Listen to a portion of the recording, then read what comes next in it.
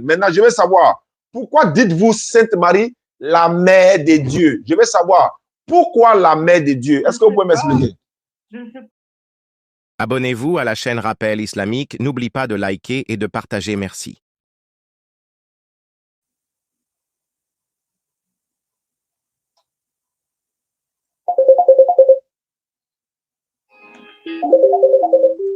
Ils sont pressés aussi. Hein. Ouais, ouais, je suis en live, non? Allô? Je suis en live.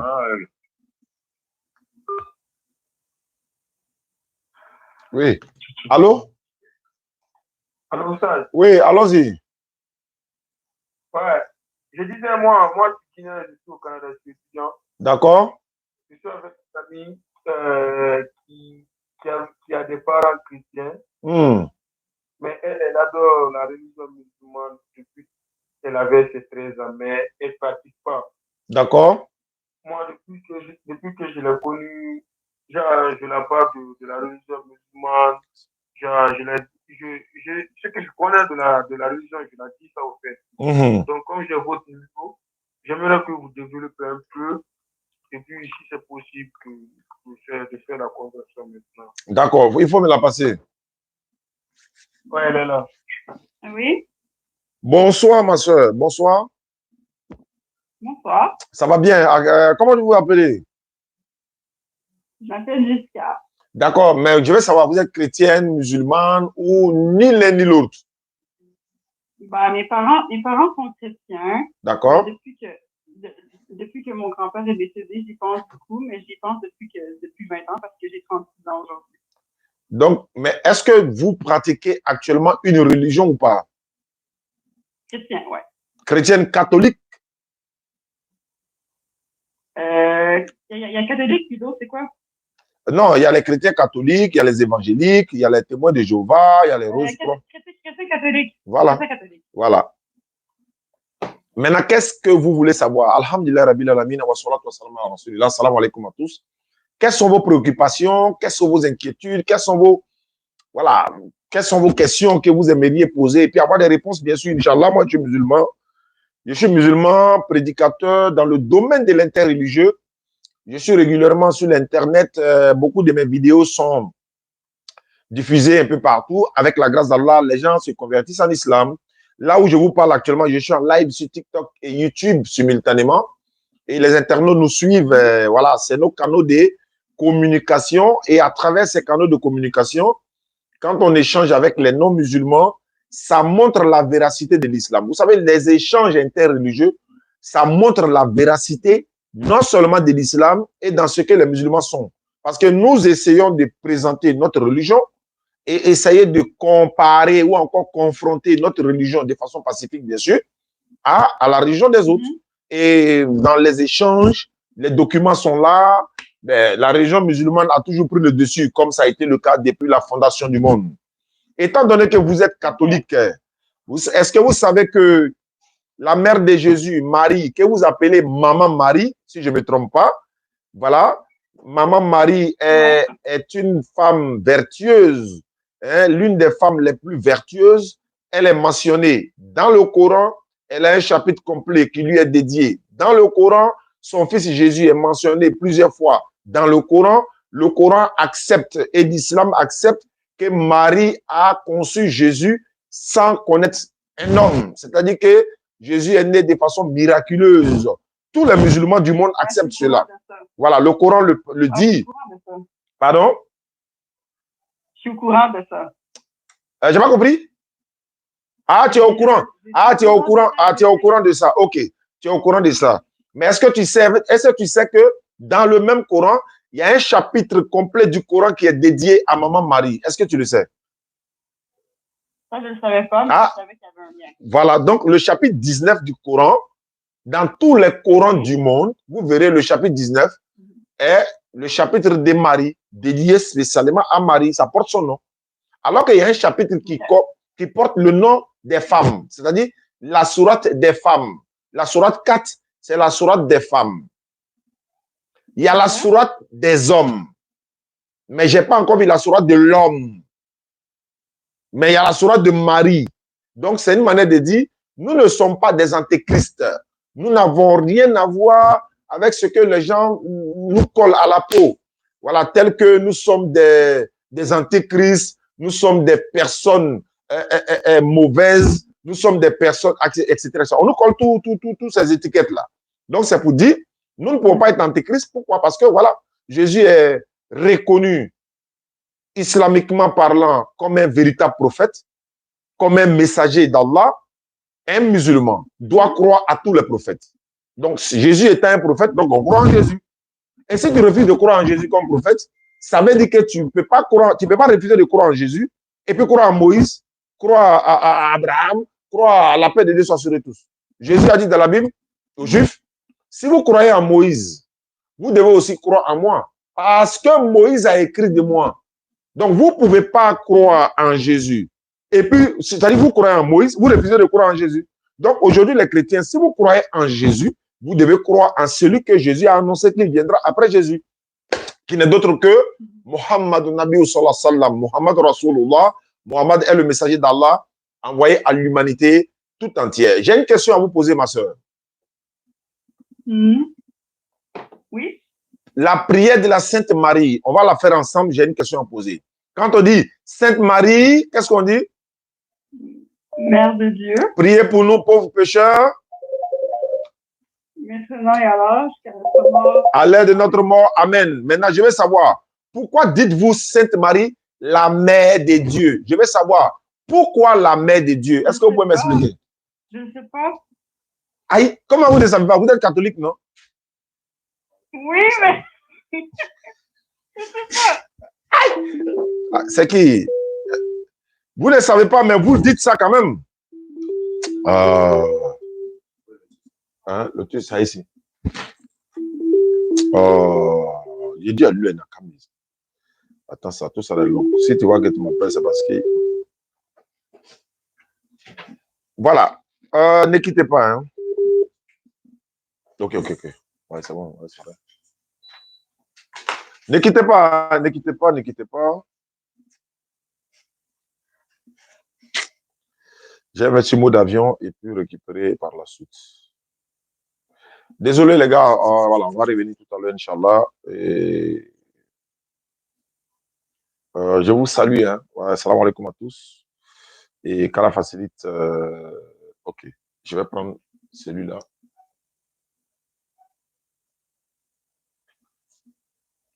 Voilà, salam alaikum à tous. Hein. Les gars n'arrivent pas à voter. Tiens. Depuis hier, ils ne comprennent pas. Ils disent, mais qu'est-ce qui se passe là? On n'arrive pas à voter. Donc, on nous dit la vérité. Ah, qu'est-ce qui se passe? On n'arrive pas à voter. Et puis, il y a un frère qui m'appelle. Lui aussi, on doit échanger. On doit échanger sur Jésus est-il fils de Dieu? Est-ce que Jean-Luc peut faire ça? Bon, lui croit que Jésus est fils de Dieu. Oui, ma soeur. Oui. Voilà, donc, comme je le disais, lorsque vous dites Sainte Marie, la mère de Dieu, vous devez savoir l'éternel Allah, créateur des cieux et de la terre, qu'on appelle souvent Dieu, par abus de langage, qu'on appelle l'éternel. Sinon, son nom, c'est Allah. Comment pouvez-vous concevoir que créateur des cieux et de la terre peut avoir une maman, alors que vous savez très bien que notre maman a existé avant nous. Or, rien n'a existé avant l'éternel Allah. Personne n'a existé avant lui. Voilà, rien n'existera après lui. Mais comment peut-il avoir une maman alors que notre maman a existé avant nous? Comment? Vous dites Sainte Marie, la mère de Dieu. Quand vous dites la mère de Dieu, là, c'est fort, hein? C'est lourd, hein? Ouais, c'est fort. Donc, si on dit Sainte Marie, mère de Jésus, moi, je suis d'accord. Sainte Marie, la mère de Jésus, je suis d'accord, il n'y a aucun souci en cela. Mais ma mère de Dieu, alors là. Donc, est-ce que vous avez des questions à poser, ma soeur? Pas pour le moment. Maintenant, moi, je vais savoir, qu'est-ce qui vous empêche à vous convertir, à devenir musulmane, par exemple? Ben, c'est pas un empêchement, c'est juste quand mes grands-parents sont décédés, j'y ai pensé. Ah, mais si tes grands-parents sont décédés, ils sont décédés musulmans ou non musulmans? Ils sont décédés chrétiens. Ah, alors il faut sauver ton âme parce que eux, décédés chrétiens, est-ce que tu peux me donner une garantie, par exemple, que les parents qui sont décédés chrétiens seront sauvés? Est-ce qu'il y a un verset biblique, voilà, qui peut nous dire, bon, comme peut-être... Non, il va falloir, parce que la Bible dit que le salut est personnel. Deutéronome 24, 16, la Bible dit, personne ne porte le fardeau d'autrui, chacun est responsable de ses péchés. C'est la Bible qui le dit. Deutéronome 24, verset 16. Et c'est répété dans Ézéchiel, chapitre 18, verset 20 à 23 également. Donc, de votre position actuelle, si vous dites, non, c'est pas 0,7, ou ça, non, c'est pas le 0,7 94, mais c'est plutôt 0,5 94. Donc, c'est pas 0,7 94, 87, 58, 58, non, c'est 0,5 94, voilà. Donc, ma soeur, étant donné que vous n'êtes pas musulmane, si vous devenez musulmane à l'instant, sachez que non seulement l'Éternel Allah, il vous pardonnera tous vos péchés passés, sans même que vous croyez qu'un innocent est venu se donner en sacrifice pour vous. Parce que c'est ce qu'on vous a enseigné. On vous a enseigné, par exemple, que Dieu a fait venir un innocent, il vient se donner pour vous vos péchés. Comment vous pouvez concevoir que vous commettez le péché et puis ce péché retombe sur un innocent? Comment vous pouvez concevoir cela? Comment vous pouvez concevoir, par exemple, que vous, si vous êtes malade, vous n'êtes pas en bonne santé, vous avez une maladie, mais vous ne pouvez pas dire non, c'est maman qui va aller à l'hôpital pour aller avaler les comprimés ou alors encore aller faire les injections pour que vous puissiez retrouver la santé. Si votre enfant n'est pas en bonne santé, si on dit par exemple, voilà, les gens de la vaccination sont en train de se promener contre la poliomyélite, contre le paludisme et tout ça, on voit ça en Abidjan chaque fois. C'est une très bonne chose. Mais quand ils viennent pour faire les vaccinations, ou bien encore les gouttes qu'on met dans la bouche des enfants et autres, là, je conseille même à les gens, quand vous voyez des gens qui sont dans ce côté-là, des personnes qui ont été vraiment envoyées par le gouvernement dans le côté de la santé, voilà, il faut vacciner les enfants. Parce que beaucoup d'enfants aujourd'hui sont restés handicapés parce qu'à la base, les parents n'ont pas voulu faire les vaccinations et tout ça depuis les bas âges. Donc, suivez ça. Donc, étant donné qu'ils viennent faire les vaccinations, mais pourquoi maman ne va pas, par exemple, il faut me vacciner, mon enfant est couché dans la maison, il va recevoir la guérison. Pourquoi? Mais pourquoi toi, ma soeur, vous péchez et puis on va imputer ça à quelqu'un, on va aller mettre ça sur un innocent, le fils de Marie, il n'est même pas au courant. Est-ce que, ma soeur, vous êtes là? Oui, je vous écoute. Voilà, alhamdulillah. Est-ce que le jour du jugement, l'Éternel Allah, il va aller dire à Adam, Adam, je vais te châtier. Adam dit, mais qu'est-ce que j'ai fait? Regarde tes enfants. Regarde ce qu'ils sont en train de faire dans le monde là-bas. Regarde ce qu'ils ont fait là-bas. Ils se sont ceci, cela. D'autres se sont transformés en garçons. D'autres se sont transformés en femmes. D'autres ont pris ceci. D'autres ont fait cela. Est-ce que Dieu va aller accuser Adam pour ça? Mais il se repose, il n'est pas au courant. Lui, il attend le jour, voilà, tout le monde va comparaître devant le tribunal de l'Éternel. Mais Allah ne lui accusera pas pour dire, non, je t'ai châtié Adam aujourd'hui. Voilà ce que tes enfants ont fait. Mais ce que les enfants d'Adam sont en train de faire aujourd'hui, est-ce qu'Adam est au courant? Moi, mon papa, père à son âme, il est couché dans la tombe actuellement. Mais ce que moi, je suis en train de faire ici, est-ce que pourquoi lui va prendre la responsabilité de ça? Il m'a montré la route. Il m'a dit de prendre cette voie. Il m'a donné l'éducation qu'il faut. Il a joué son rôle. Il est parti. Moi, maintenant, je viens déformer ça encore après lui. Et puis, Dieu va aller l'accuser encore pour ça, alors qu'il m'a dit de ne pas faire. Non, non, non, c'est trop injuste, ça, ma soeur. Donc, ça n'a rien à voir avec ce qu'on vous a dit. Nous, on a croisé des témoins de Jéhovah devant notre maison une fois. Et puis, ils étaient trois. Il y avait une femme et puis il y avait deux hommes. Mais l'autre ne parlait pas. Et puis, on est sorti de la cour. Je crois qu'il y avait moi et qui, je ne me rappelle plus. On leur demande. Il dit, venez nous évangéliser. C'était en 2014 par là. Il dit, bon, on est venu nous parler de la parole de Dieu, etc. Ok, allons-y, on vous écoute. Avant qu'ils ne prennent la parole, on dit, bon, attends, vous croyez au péché originel? Ils disent, oui, oui, oui, effectivement. On peut vous poser une question? Oui, allons-y. Mon frère, si vous mettez un enfant au monde aujourd'hui, oui, si l'enfant est décédé là, il ira en enfer ou au paradis? Le monsieur dit, l'enfant ira à l'enfer. Il dit pourquoi? Il dit parce qu'il est né avec le péché adamique. Ok. Ils sont ensemble, hein? La femme est dans le groupe, hein? Madame, nous on connaît douleur de l'enfantement. On sait que la femme là, on sait. On dit, madame, excusez, hein, si vous mettez un enfant au monde tout de suite là-haut, l'enfant est décédé là, il ira au paradis ou bien en enfer? Au départ, elle a dit non, il ira en enfer. On a retourné la situation. On dit, bon, l'enfant qui est dans ton dos là, il y avait un bébé dans ton dos. L'enfant qui est dans ton dos là, s'il est décédé aujourd'hui là, il va en enfer? Elle dit non, il ne va pas en enfer. Son pasteur dit, il va en enfer. La femme l'a dit, il ne va pas en enfer. Tu as vu? Il va faire quoi en enfer? Il a fait quoi? Elle connaît douleur d'enfacement. Elle connaît. Donc, elle n'a pas accepté. Et nous, on était d'accord. Comment tu as d'apprendre mon enfant pour le jeter en enfer? Comme il m'a donné 10 000 euros, qu'on est en train de dire ça. La femme a souffert pour mettre son enfant au monde. Donc, ma soeur, voilà un peu. Donc, la question est de savoir, qu'est-ce qui vous empêche à devenir musulmane? Est-ce que vous voulez accepter l'islam? N'acceptez pas l'islam à cause de l'homme. N'acceptez pas l'islam parce que vous allez avoir du travail. N'acceptez pas l'islam parce que vous allez avoir de l'argent ou mari ou mariage. Si quelqu'un vous a promis mariage et puis pour vous convertir en islam, c'est pas sincère. Allons-y, quelle est votre question? Je comprends ce que vous voulez dire. Hein? Non, ça part avec moi. Pardon? Oui. Non. C'est une Ivoirienne. Elle est née ici. Elle est née ici au Canada. Voilà. On s'est rencontrés ici. Bon, j'ai remarqué qu'elle aime tellement la religion musulmane. Donc, j'ai pu mettre maintenant ce que moi aussi je connais, je l'ai dit. Et puis, j'avais votre numéro. J'ai essayé de pour que vous aussi vous développez un peu. Ah bon? Sinon, quand même, elle aime la religion musulmane quand même. Parce que quand on est ensemble, elle me parle souvent de la religion. Moi aussi, j'approuve son. Ouais, mais c'est normal. Mais moi, je veux savoir, est-ce que elle veut que se convertir de façon volontaire ou bien qu'est-ce qui se passe? Je veux savoir. C'est volontaire. Ah, c'est volontaire, alhamdulillah. Avant de connaître lui. Ah, d'accord. D'accord. Pour devenir musulmane, ma soeur, d'abord, vous n'avez pas 5 francs à payer à qui que ce soit. Il n'y a pas de sacrifice à faire.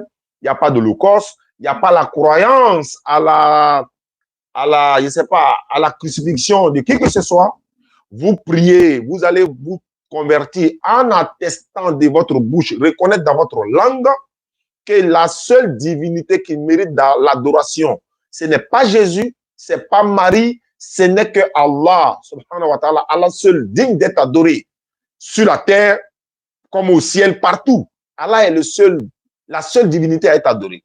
Et ensuite, vous devez accepter que Muhammad sallallahu alayhi wa sallam est l'envoyé d'Allah et le dernier de tous les prophètes et messagers. Après lui, il n'y aura pas de prophète pour venir nous transmettre encore des messages. Non, non, non, non, non, ça n'a rien à voir. Muhammad sallallahu alayhi wa sallam est le dernier des prophètes et reconnaître que Jésus-Christ il n'est pas Dieu. C'est-à-dire que ta reconnaissance même ne changera rien. Parce qu'il n'est même pas Dieu même. Donc, Jésus n'est ni Dieu ni fils de Dieu. C'est un envoyé de l'Éternel. Il a été envoyé par Allah. Tout à l'heure, je vais faire un débat avec un frère sur le thème de Jésus est-il fils de Dieu. Donc, on va essayer de donner des explications. Les gens vont comprendre avec la grâce d'Allah et ils seront d'accord avec les musulmans quand on dit Jésus n'est pas fils de Dieu, bien quand on dit Dieu n'a pas d'enfant, l'Éternel, il n'a pas d'enfant. Donc, ma soeur, pour devenir musulmane, vous levez l'index droit qui symbolise l'unicité. Êtes-vous prête? Oui. Allons, Essa. Il faut lever l'index droit. Et vous allez répéter après moi. Et ceux qui nous suivent à travers le monde, on lève l'index droit avec la sœur pour pouvoir l'accompagner dans sa conversion volontaire. Nous sommes après Ramadan. Je ne sais même plus, nous sommes à combien.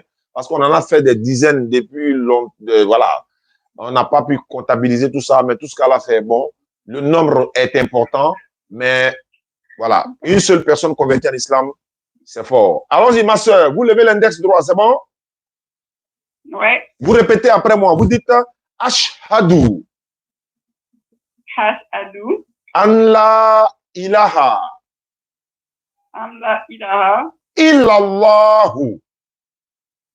Illallahu. Wa ashhadu. Wa ashhadu. Anna.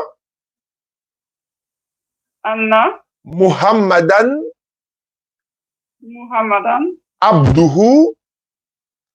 Abduhu. Wa rasuluhu. Wa rasuluhu. J'atteste avec ma langue. Il faut répéter ça. Il faut dire j'atteste avec ma langue.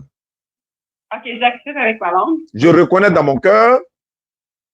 Je reconnais dans mon cœur. Il n'y a pas de divinité qui mérite l'adoration. Il n'y a pas de divinité qui mérite l'adoration. Sauf Allah. Sauf Allah. Et Muhammad est le messager d'Allah. Et Muhammad est le messager d'Allah. Jésus-Christ est le messager d'Allah. Jésus-Christ est le messager d'Allah. Maman Marie est la servante d'Allah. Maman Marie est la servante d'Allah. Voilà, il faut descendre la même, ma soeur. Musulman à l'instant, musulman fier des lettres. Vous êtes musulman à l'instant. Il y a un groupe WhatsApp des filles converties en islam. Aïcha Silla et les autres sœurs sont là. La sœur Touré, etc., etc. On va vous ajouter dans ce groupe WhatsApp. Elles vont vous apprendre à prier au fur et à mesure, etc., etc. Et qu'Allah fasse que on se retrouve au paradis. Parce que lorsqu'on ira au paradis, Inch'Allah, dans le rang du paradis, moi, en tout cas, on a un dossier où on doit aller poser plainte. Comme tu es catholique là, tu vas nous accompagner. Tu es devenu musulman aujourd'hui. On va aller poser plainte chez la maman de Jésus. Voilà. La maman de Jésus, Marie, nous, on doit aller demander audience auprès d'elle. On va poser plainte. Justice pour son enfant. Ils ont pris son enfant comme Dieu. Ils l'ont divinisé. Ils l'ont envoyé pour venir se donner. J'ai demandé à elle, est-ce que toi, tu veux donner ton enfant pour venir se donner pour se faire exécuter ici? Il dit non. Il dit bon, est-ce que Marie, elle est au courant que vous êtes en train de dire que son enfant est venu se donner pour vous? Donc, nous, on doit aller poser plainte ça chez Marie là-bas. Donc, tu vas nous accompagner. Inch'Allah. Merci beaucoup, ma soeur. Merci, le frère. Donc, prends soin. Il faut prendre soin de ma soeur ivoirienne. Hein. C'est ma soeur ivoirienne. Donc, là, voilà. Je suis là pour la défendre aussi, Inch'Allah. Ok, salam alaikum. Wa alaikum salam. Momo de Bengue. Momo de Bengue. Allô? Allô? Salam alaikum. Ouais, ça va bien, alhamdulillah. Je suis en ligne là. Il n'y a pas de souci. Bon, je ne pense pas que ça va poser problème. Hein. Bismillah. En fait, j'ai un petit souci là avec madame, non? Ah. J'appelais pour savoir un petit peu quoi. Ah. Qu'est-ce que tu pourrais me dire sur ça et tout? Parce que j'ai un peu échangé un peu avec elle et tout. Ok. Voilà, bon, en fait, je suis marié à peu près il y a au mois de janvier, tu vois, avec ma femme. Ma femme, elle est en Guinée là, présentement. Ah. Tu vois. Et que là, elle est enceinte de 3 mois de mois, à peu près. Et que tu sais, pendant sa grossesse et tout, elle faisait des mauvais rêves et tout, comme quoi et tout. Elle avait des relations avec un homme, tout ça, tu vois. Et qu'elle en a parlé à sa mère et tout. Et sa mère lui a donné un truc pour attacher autour de ses rêves, tu vois. Sa mère elle lui a donné quoi? C'est Baya, non? Voilà, un truc comme Baya, quoi, si tu veux. C'est Grigri ou bien c'est Baya? Je sais pourquoi il demande. C'est Baya. Ah, ok. En fait, c'est Baya. Ils ont lu le Coran dessus. Elle m'a dit qu'ils ont lu le Coran. En grand mot, c'est le petit du Coran. Et puis, ils l'ont fait attacher sur le coup de ses règles, tu vois. Hein? Et moi, là, il y a 2 semaines, j'ai vu ça sur elle. Je lui ai dit, ah, mais ça, c'est quoi ça? Elle me dit non et tout. Effectivement, je n'ai pas voulu te dire et tout. Je faisais des mauvais rêves et tout. Et que c'est là, j'en ai parlé à ma mère. Ma mère m'a dit non, je fais ça. En bas où? Non, maman aussi. Elle n'a pas sciencé. Maintenant, je lui ai dit, mais attends, mais tous les jours, tu récites la Fatiha. Oui. Et dans la Fatiha, la sourate de Fatiha te dit, oui, il n'y a pas de protection en dehors d'Allah. Ayat al-Kursi, tout Coran que tu lis là, ça t'a pas protégé, tu t'en as attaché encore. Voilà. Je lui ai dit, c'est à toi seul nous implorons secours. Tous les jours, tu récites au moins 19 fois, 17 fois la Fatiha. Elle lit bien le Coran et tout, hein. Elle est partie à l'école et tout. Enfin, en tout cas, elle maîtrise bien le Coran. Tu vois. Elle n'est pas artiste du Coran, mais elle sait lire en arabe et tout. C'est-à-dire qu'il met le Coran devant elle, elle sait lire. Maintenant, elle s'en cherché quoi dans fait des choses là encore? Tu vois. Donc, 2 jours là, elle et moi, c'est un peu notre bonbon, quoi. Mais il n'y a pas de bonbon dedans. Ça là, l'islam n'a jamais dit ça. Ça là, c'est pas Baya. Baya là, il y a boule, non? Ça là, c'est gris-gris, hein? Ça, c'est pas Baya, ça, c'est gris-gris. Ouais. C'est avec peau, non? C'est avec peau, non? Non, c'est un fil blanc et tout. Un fil gris, façon blanc, un peu gris. Non, elle n'a qu'à sciencer, non? Elle n'a qu'à quitter dans ça. Ça là, ça n'a rien à voir avec l'islam. Voilà, ça n'a rien à voir avec l'islam. Donc, en nous quand il lit le Coran même là-haut, en lisant le Coran là même là, c'est une protection. Allah a dit dans le Coran, demande protection auprès d'Allah. Les 3 dernières sourates du Coran là, c'est la protection contre les génies, contre les djinns, mâles comme femelles. Ça est dans le Coran, c'est Allah qui a donné. En fait, Allah nous donne des remèdes. On laisse les remèdes d'Allah.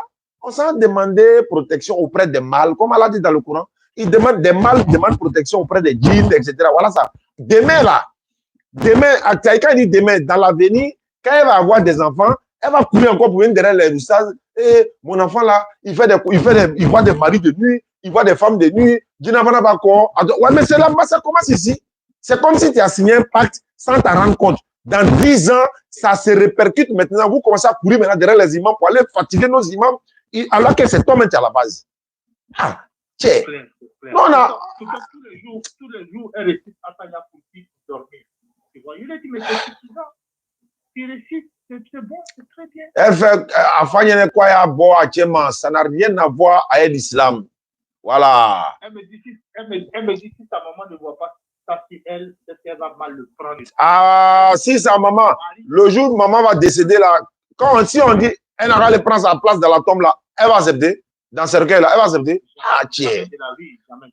Allah dit, si l'un d'eux t'appelle à m'associer ceux dont tu n'as aucune connaissance, alors désobéis-les. Tu dois désobéir aux parents tant que ça rentre dans le shirk.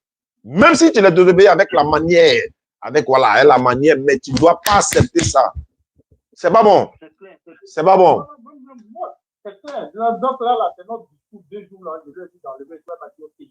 Voilà, elle n'a qu'à never. Voilà, tout, ça va bien se passer, Inch'Allah. D'accord. Ok. Non, on est ensemble, c'est la MIFA, non? Salam alaikum. En tout cas, et puis, pour la congé, là, comme j'ai dit, là, à la fin du mois, là, Inch'Allah, je vais t'envoyer 50 €. Tout le mois, j'enverrai 50 €. Non, le congé, on a suspendu d'abord. Ah, vous avez suspendu. La raison pour laquelle on a suspendu, parce que il y a le centre de la DDR, le centre islamique qui va encadrer les convertis, en même temps la formation de l'interreligieux là. Ça va commencer bientôt. Donc on a fait une réunion, les vrais m'ont mis en face d'une réalité. Ciao. Entre toi, ça dit que, comment on appelle ça en français même? Voilà, ta priorité, ça dit toi ton projet de voiture, qui est un projet certes pour toi, pour faire la dawa, on est d'accord, mais et le projet de la communauté, le centre complet, on fait quoi? On attend le centre d'abord, on trouve ta voiture, et après on vient. J'ai dit non, moi mon projet ne peut pas passer au-dessus du projet de la communauté, c'est pas possible. C'est pour la communauté d'abord. Si on a pu construire le centre, peut-être que pendant qu'on est en train de construire le centre, quelqu'un peut ouvrir Kwandi là même. Mais pour le moment, donc on a stoppé. On va parler plus du centre très bientôt quand ça va commencer. Mais voilà, c'est pourquoi. Donc, mais pour le moment, j'ai fait des puits, les projets de puits, tout ça, ça va, il n'y a pas de problème. Mais dès que le centre va commencer, on va se baser sur le centre d'abord. Le projet de Kwandi est mis en pause. D'accord, mais il n'y a même pas de souci. Tous les mois, j'enverrai 50 €. Le peu que je peux, j'enverrai. Ah, comme tu insistes, sinon, bon, comme toi, tu insistes, il n'y a pas de problème. Ça peut payer connexion, ça peut payer, voilà, ça peut payer carburant, ça peut payer café, ça peut payer beaucoup de choses pour faire la dawa, ça peut payer beaucoup de choses. Ouais, Inch'Allah. Il n'y a pas de problème. Ouais. Il n'y a pas de problème. D'accord. Ok, gros bisous à bébé ordinateur et notre bébé aussi. Comment il s'appelle ton dernier là. Abdul Majid. Abdul Majid. Oui. Voilà. D'accord. Gros bisous aussi à lui. Et puis, Momo de Bengue. Merci beaucoup, mon frère. Qu'Allah facilite. Merci. Ok. On va aller là-bas maintenant. Parce que le frère m'a appelé tout à l'heure et je le rappelle. Le débat commence maintenant. Je vais mettre, voilà, les votes là, ça passe pas, hein, les gars. Personne n'arrive à voter, je ne sais pas pourquoi. Donc, je les ai envoyé un message, je les ai dit, ah, ils n'ont qu'à essayer de revoir. On n'arrive pas à voter. Je ne sais pas, il y a quoi? Au moins, on est en tas, les gens sont en tas, on n'arrive pas à voter. Allô? Allô? Allô? Aïe. Allô? Il t'entend pas? Il va rappeler. Bon, on n'arrive pas à voter, je ne sais pas. On a fait fatiguer, mais c'est blanc, ça passe pas. Depuis hier, je les ai envoyé un message, j'ai dit, mais ils n'ont qu'à revoir, je ne sais pas, il y a quoi, ça bug, c'est gâté, il y a quoi. Donc, ils n'ont qu'à nous dire. Allô? Allô? Fadiga, merci beaucoup, 40 récompenses. Allô? Aïe. What? Attends. Allô? Ah là. Mon frère, mais à ton niveau là-bas, tu n'as pas mis haut-parleur, tu n'as pas mis écouteur, tu n'as pas mis quelque chose? Si tu m'entends? Ah, moi, il vient de parler à un moment tout à l'heure, ça passe propre, et puis pour lui, passe pas. Bon, en attendant pour lui, je vais mettre... Il y a un gars qui m'a envoyé un message, il m'a dit, mais salut dans le nom du Seigneur Jésus. Allô? Allô? Ah là, il y a décroché, hein? Allô?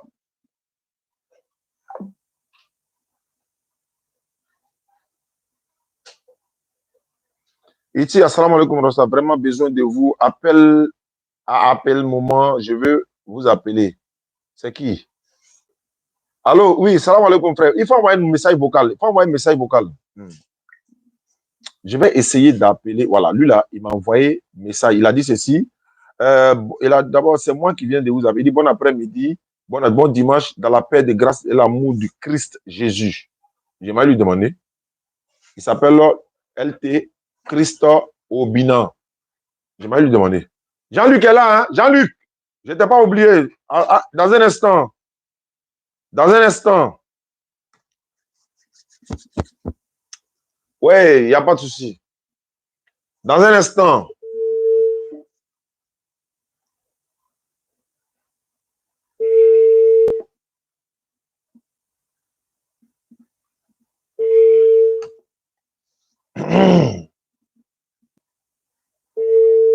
Ah, peut-être c'est ça. Les gens sont là à voter. Allô? Oui, bonjour. Bon après-midi, monsieur Pat. Mais oui, bon après-midi, là, j'accepte. Pourquoi tu dis dans le nom de Jésus? Pourquoi tu mets ça là-dessus? Il faut ouvrir la porte. Il dit bon après-midi dans le nom de Jésus, parce que Jésus est notre sauveur. Ouais, fais les choses, tu viens. Tu dis dans le nom de Jésus, c'est Jésus qui est votre sauveur. Toi, ton sauveur, mon sauveur. Ah, moi, mon sauveur, toi, ton sauveur. Ouais, assieds-toi, mon frère. Ah, c'est toi. Mais la pluie t'a tapé là. Mais tu pourrais ne pas venir, mais c'est pas grave comme tu es là. Allô, jeune frère. Allô? Allô, Bon, je peux te rappeler. Je peux te rappeler, non? Attends, c'est toi qui es à Korogo là? Non, moi, je suis à Yamsoukro. Mais pourquoi la dernière fois, moi, il t'a appelé, il est passé à Yamsoukro, puis tu as refusé de venir? C'est que tu es occupé. Mais il t'a dit que je suis bien à Yamsoukro. Tu as dit oui, je suis venu, il t'a appelé. Tu as fermé ton téléphone. Non, c'est pas moi. Ah, c'est pas toi? Oui. Mais toi, tu es chrétien, non? Oui. Catholique? Non. Tu es quoi? Chrétien. Tu es chrétien tout court, non? Évangélique. Ah, évangélique. Maintenant, tu m'as envoyé un message là, c'est pourquoi? Bon, la dernière fois, bon, je vais ton live là. Oh. Quand j'étais en débat là-bas, j'ai vu ton numéro, il était écrit, je salue un peu. Maintenant, tu me salues. Pourquoi tu me salues dans le nom de Jésus? Pourquoi? Tu me provoques quoi? Je ne t'ai pas provoqué, mais j'ai dit que notre sauveur. C'est lui qui est votre sauveur. Ah, ton sauveur, moi, mon sauveur. Mais pourquoi la Bible dit qu'il est sauveur pour les enfants d'Israël? Pourquoi? C'est vous qui l'interprétez ainsi. J'ai dit la Bible dit, il n'y a pas d'interprétation, c'est écrit noir sur blanc. Maintenant, comme c'est écrit noir sur blanc, celui qui refuse ça là, c'est lui qui interprète maintenant. Moi, il dit c'est écrit. Jésus est sauveur pour Israël. Tu dis, il interprète. Est-ce que c'est faux? Bon, c'est pas faux, mais.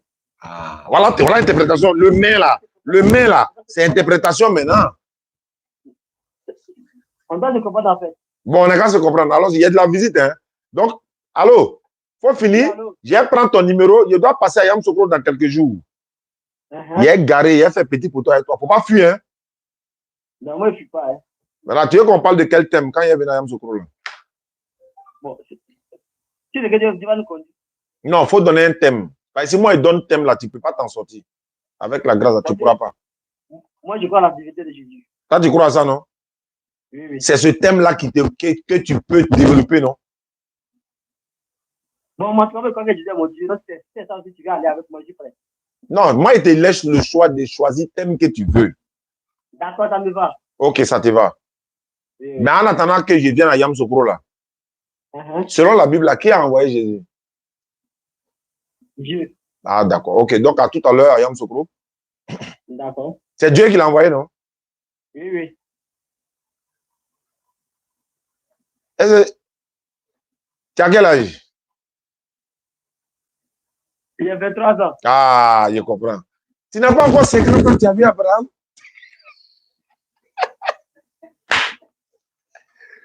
Il y a un vieux père qui dit il ne faut pas y rire quand il fait live. Je ne peux pas m'en passer. Et là, c'est ce qu'il dit.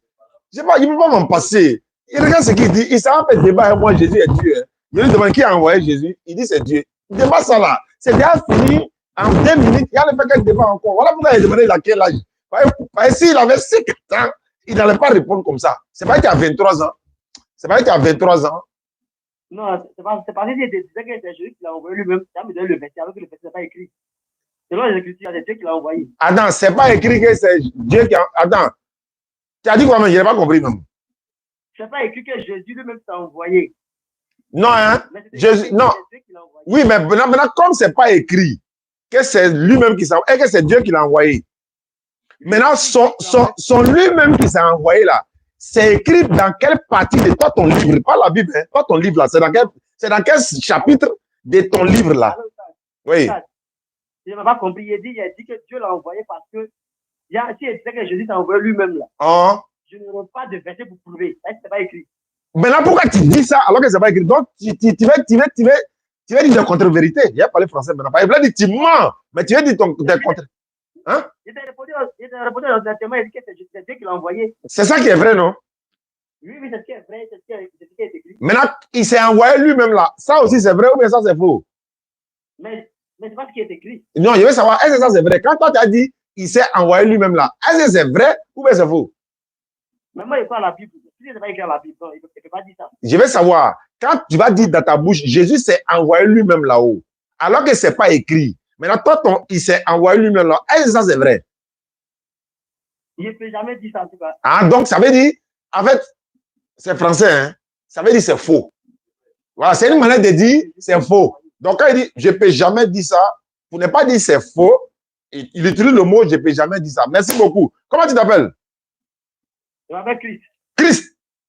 Et que tous les Jésus ne sont pas Christ. Et tous les Christ ne sont pas Jésus. Voilà, toi, tu es Christ. Toi, tu es Christ, mais tu n'es pas Jésus. Tu vois, non? Toi, tu es un Christ, mais tu n'es pas Jésus. Tu t'appelles Christ, il allait dire. Tu t'appelles Christ. D'accord. Donc, quand il passera à Yam Sokro, je vais t'appeler.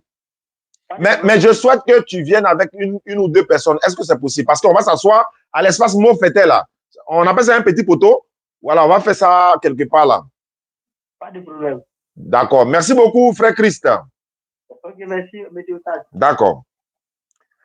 Ok, je vais enregistrer son numéro rapidement et puis on va recevoir le frère. C'est toi qui devais venir me voir là. On dirait que tu es enseignant. Tu es enseignant, non? Non, je ne suis pas enseignant. Mais tu dis que tu as fermé la classe. Non, ce n'est pas moi qui ai fermé la classe. Moi, je t'ai appelé aux environs de 9 heures. Aujourd'hui, là? Ah, et puis tu as dit que tu vas venir à 17 heures là. Et puis tu dis que tu as une dizaine de questions à poser là. Mais moi, le laboratoire n'est pas en bonne santé. J'aurais souhaité que... Tu veux? Hein? Ouais, ça va le remonter un peu. Peut-être que c'est ça qui... Bon, parce que les questions-réponses, je pense qu'il a précisé, hein, il n'est pas venu pour faire débat. Il est venu, il a une dizaine de questions. Et comme lui, il est très pédagogue dans son domaine, et dans ce domaine, j'allais dire, moi, je vais m'asseoir à côté, je vais prendre note. Parce que ce qu'il va dire me sert aussi de... Il prend coup à lui, en toute modestie, quoi. J'enlève ce micro. Je vais même prendre le téléphone pour mettre sur un trépied pour que le champ soit plus bon, plus propice. Attends. Attendez-moi. Les gars, ce sont les aléas du direct. Hein. C'est normal. Voilà, donc, voilà. Il faut passer d'abord.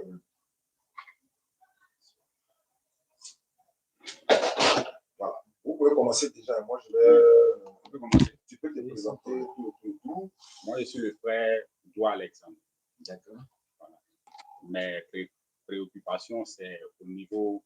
Je suis venu poser un certain nombre de questions. Blanc, voilà. Oui. Un certain nombre de questions voilà, pour qu'ils soient plus éclairés.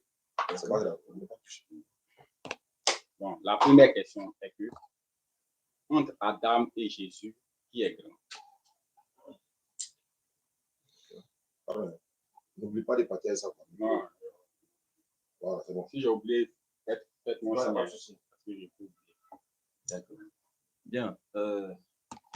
Déjà, la grandeur ici, on va répondre sur deux plans. Sur le plan de l'existence, de la venue dans le monde en tant qu'humain, Adam est naturellement plus grand puisqu'il est le père de Jésus.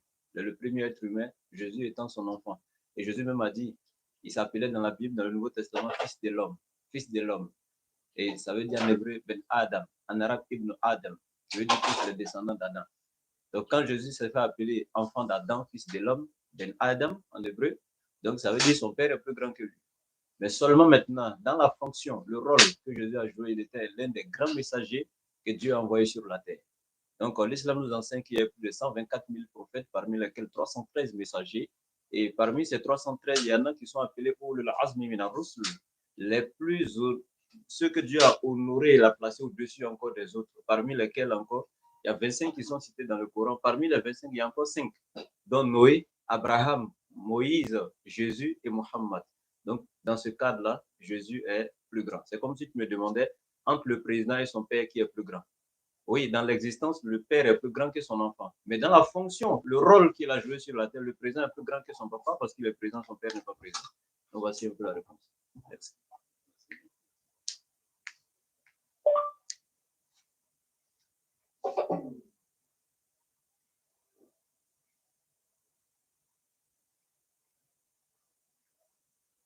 C'est bon?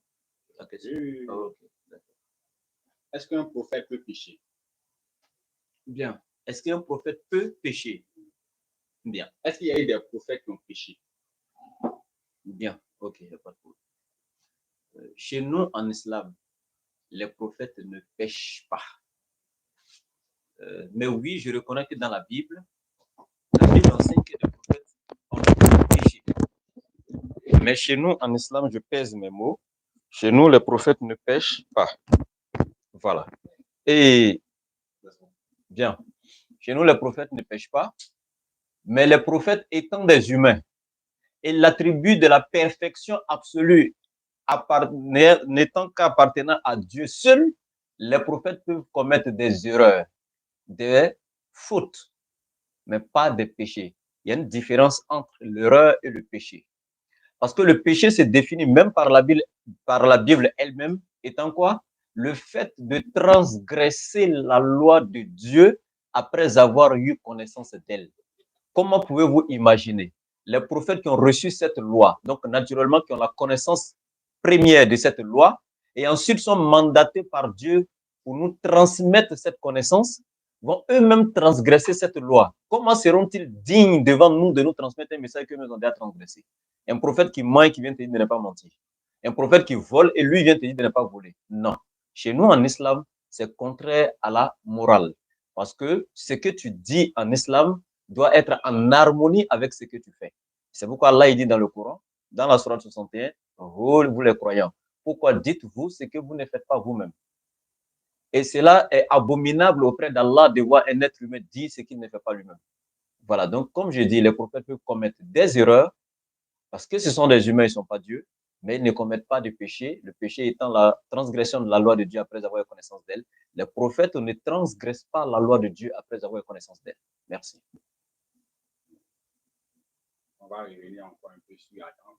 Par rapport à la création d'Adam, de la manière qu'il a apparu, de la manière que Dieu l'a formé, et puis de la manière que Dieu a fait venir Jésus, par rapport à ces différentes créations-là, qui est le plus grand? Je ne comprends pas. Bon, Adam n'a pas de père et il n'a pas de mère. Et puis, Dieu l'a créé sans père ni mère. Maintenant, Jésus, il a une mère, mais il n'a pas un père, mais il est venu par naissance. Mais sa naissance, ça a été par l'esprit, par la vertu de l'esprit. Selon le livre saint, selon la Bible, il est venu par la vertu de l'esprit. Sa mère était une vierge. Et la Bible dit non que Jésus, Marie vieille, s'est retrouvée enceinte par la vertu de l'esprit. Donc, au travers de cette grossesse-là, c'est au travers de ça qu'elle a ensuite accouché Jésus. Donc, quand on compare leurs deux venus, de la manière les deux sont venus, qui est le plus grand? Bon, moi je pense que le plus grand, si on doit regarder la logique, humaine, naturelle, que Dieu nous a donné l'intelligence. On dirait qu'Adam est le plus grand. Pourquoi? Parce que Jésus, au moins, s'il a eu une mère, sans l'intervention, bien sûr, d'un gamète mâle, ben Adam, il n'a pas eu de père ni de mère, donc naturellement, il serait le plus grand. Bon, là-dessus, moi, je ne suis pas d'accord. D'accord, il n'y a pas de problème, vous pouvez me dire. Pas d'accord parce que Adam, pourquoi je ne suis pas d'accord? Parce que Adam, si de la manière qu'il est venu là, ce qui allait faire de lui plus grand que Jésus, c'est que il a été formé par la poussière de la terre. Bien sûr. Il a été formé par la poussière de la terre. Et Dieu lui a donné un seul commandement. Un seul commandement selon la Bible. Mais ce seul commandement-là, on a constaté que Adam n'a pas pu, il a respecté ça sur un temps jusqu'à ce qu'il ne puisse plus respecter ce commandement et qu'il puisse désobéir à Dieu et que Dieu puisse le chasser du jardin. Quel est ce commandement? Le commandement est qu'il ne devait pas manger aux fruits défendus.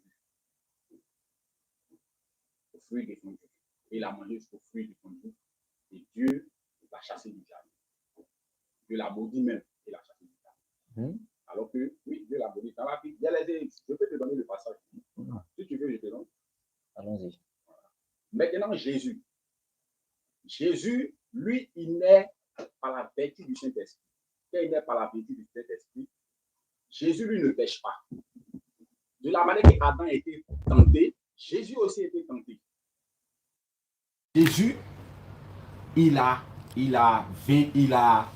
vaincu son épreuve, la tentation que lui, il a eue là. Et puis, il n'a pas eu une seule tentation. Parce que Adam, c'était un seul commandement. C'était un seul commandement que Dieu lui a donné. Et ce seul commandement-là, il n'a pas pu respecter. Alors que dans le cas de Jésus, le diable s'est approché de lui et il a tenté Jésus avec plusieurs versets même de la Bible. Plusieurs versets pour tenter Jésus. Et quand il prenait ces différents versets pour tenter Jésus, Jésus a vaincu le diable parce qu'il n'a pas péché. Alors que Adam, dans sa création, aussi mystérieuse qu'elle le soit, Adam a échoué en péchant, en ne respectant pas un seul commandement qui lui a été donné. Si tu veux, je peux donner des passages, les deux passages pour comparer. Ça va? Donc, au travers de cela, Adam a péché, il a désobéi à Dieu. Jésus n'a pas péché jusqu'à ce qu'il quitte même sur la terre. Il n'y a pas un passage de la Bible qui a montré que Jésus a désobéi à Dieu. Okay. Donc, puisque dans la spiritualité... Mais je crois que c'est les questions que vous posez. Oui. Ouais, c'est... Okay. Bon, comme tu disais que d'expliquer... Voilà, non, je pense que vous avez eu le temps quand même largement. Oui. Voilà. Donc, ce que je peux dire tout simplement, je répète encore, parce que vous avez posé une question et vous êtes allé sur quelque chose d'autre. Vous avez dit, dans la création, Adam qui est venu sans père, sans mère, Jésus qui est venu avec une mère sans père, dans leur manière de venir à l'existence, qui est plus grand? Oui. C'est la question que vous avez posée. Oui. Mais vous êtes allé maintenant dire que vous n'êtes pas d'accord avec ma réponse, mais Adam a péché, Jésus n'a pas péché, mais on ne parlait pas de... La question n'était pas sur ça. Oui, j'étais en train de... Vous n'avez pas posé la question sur ça. Si je veux répondre directement, c'est moi je réponds. Oui. Voilà, c'est moi je réponds. Et j'ai déjà compris. Voilà. Ce que je peux dire tout simplement, je répète, Adam, dans la création, dans la manière de venir à l'existence, est forcément plus grand que Jésus. Parce que je répète, Adam est sorti de la terre sans l'intervention d'un gamète mâle, sans passer 9 mois dans le liquide amniotique d'une femme. Adam est sorti directement adulte barbu, sans téter le sein maternel d'une femme, sans mettre une femme impure à sa venue dans le monde, contrairement à Jésus où Marie allait au temple après l'accouchement pour aller se purifier. On ne se purifie que lorsqu'on est impur. Adam est venu à l'existence directement sans mère, sans père. ça c'est plus grand que celui qui a eu une mère sans l'intervention d'un gamète mâle. Et Jésus lui-même, le passage, la référence m'échappe, mais il a dit dans l'évangile, vous allez confirmer, il dit à ses disciples, il dit, même de cette pierre-là, l'Éternel Dieu peut faire sortir des êtres. Alors si Dieu même d'une pierre peut faire sortir des êtres, vous imaginez un être qui sort d'une pierre ou directement de la terre directement, et puis un être qui sort d'une femme qui est plus grand. Non, ça, il n'y a même pas de débat. Maintenant, dans le cadre maintenant de qui a commis péché, etc., moi je vous dis clairement qu'Adam n'a pas commis le péché selon la Bible. Ah oui, Adam n'a pas commis le péché parce que lui a défini le péché ici en étant quoi, et vous serez d'accord, parce que personne ne peut donner notre définition du péché si ce n'est que le fait de transgresser la loi de Dieu après avoir eu connaissance d'elle. Ça, c'est la définition. Mais quelle était la loi de Dieu au temps péché. d'Adam? Je viens, justement, je te dis qu'Adam n'a pas commis de péché. Et tu as affirmé ici qu'Adam a commis péché, excepté Jésus. Non, Adam n'a pas commis de péché, parce que selon ta Bible, Adam n'a pas commis de péché dans quel sens? Parce qu'au temps d'Adam, tu dis l'Éternel Dieu lui a donné un commandement. En doute d'être une loi, c'est ça? Oui. Adam avait-il la connaissance du bien et du mal avant de transgresser à cette loi? L'Éternel Dieu lui a donné une loi. Est-ce que Adam avait la connaissance du bien et du mal avant de désobéir? Mais il était intelligent. Tu ne répondais pas à ma question. Est-ce qu'il avait la connaissance du bien et du mal? Il n'avait pas la connaissance du bien et du mal. Ok, maintenant je continue.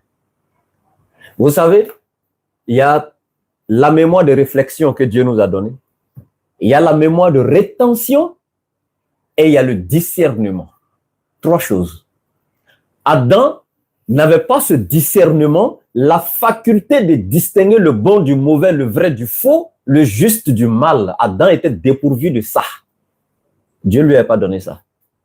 Et maintenant, si le péché se définit par la transgression de la loi de Dieu après avoir eu connaissance d'elle, Adam, c'est après avoir mangé ce fruit-là qu'il a eu automatiquement la connaissance du bien et du mal, du juste et du faux. Et c'est en ce moment qu'il va se rappeler maintenant que lui-même, il était nu, quelqu'un qui est intelligent. Et c'est maintenant qu'il va courir chercher maintenant des feuilles pour se couvrir avec sa femme. Donc, il ne savait rien. C'est comme toi, tu prends un enfant de 2 ans, 3 ans, il est là, il y a du feu ou bien il y a la prise là, et puis tu lui dis, ne touche pas à ça, hein. Tu lui as donné un ordre ou pas. Mais l'enfant est dépourvu du discernement. Quand il va et puis il met sa main dedans, tu vas le sanctionner, tu vas frapper encore le bébé de 3 ans. Pourquoi tu as mis ta main et puis tu vas le frapper? Non. C'est plutôt toi, on va culpabiliser. Pourquoi? Parce que l'enfant n'a pas le discernement. Tu lui as donné une loi, certes, mais il n'a pas le discernement. Donc, selon la Bible, Dieu donne un ordre à Adam, mais il n'a pas le discernement. Et c'est après avoir mangé qu'il va se rendre compte que, donc ça là, il va avoir automatiquement le discernement. C'est comme l'enfant, après avoir sa main dans le feu, prochainement, quand il voit feu, il fuit, sans que personne ne lui donne conseil. Et donc, dans ce cadre-là, est-ce que tu vas châtier l'enfant? Non. C'est pourquoi Adam ne va pas en enfer pour ça. Il a commis une erreur selon l'islam et non un péché, et la Bible confirme cela. Adam n'a pas commis de péché. Donc la désobéissance n'est pas un péché. C'est un péché seulement si tu le fais avec le discernement après avoir la connaissance du vrai et du faux. La Bible ne le dit pas. Hein? La désobéissance est un péché. Même sans le discernement? Non, je viens. Donc si ton enfant de 3 ans t'a désobéi, non, je viens, calme-toi.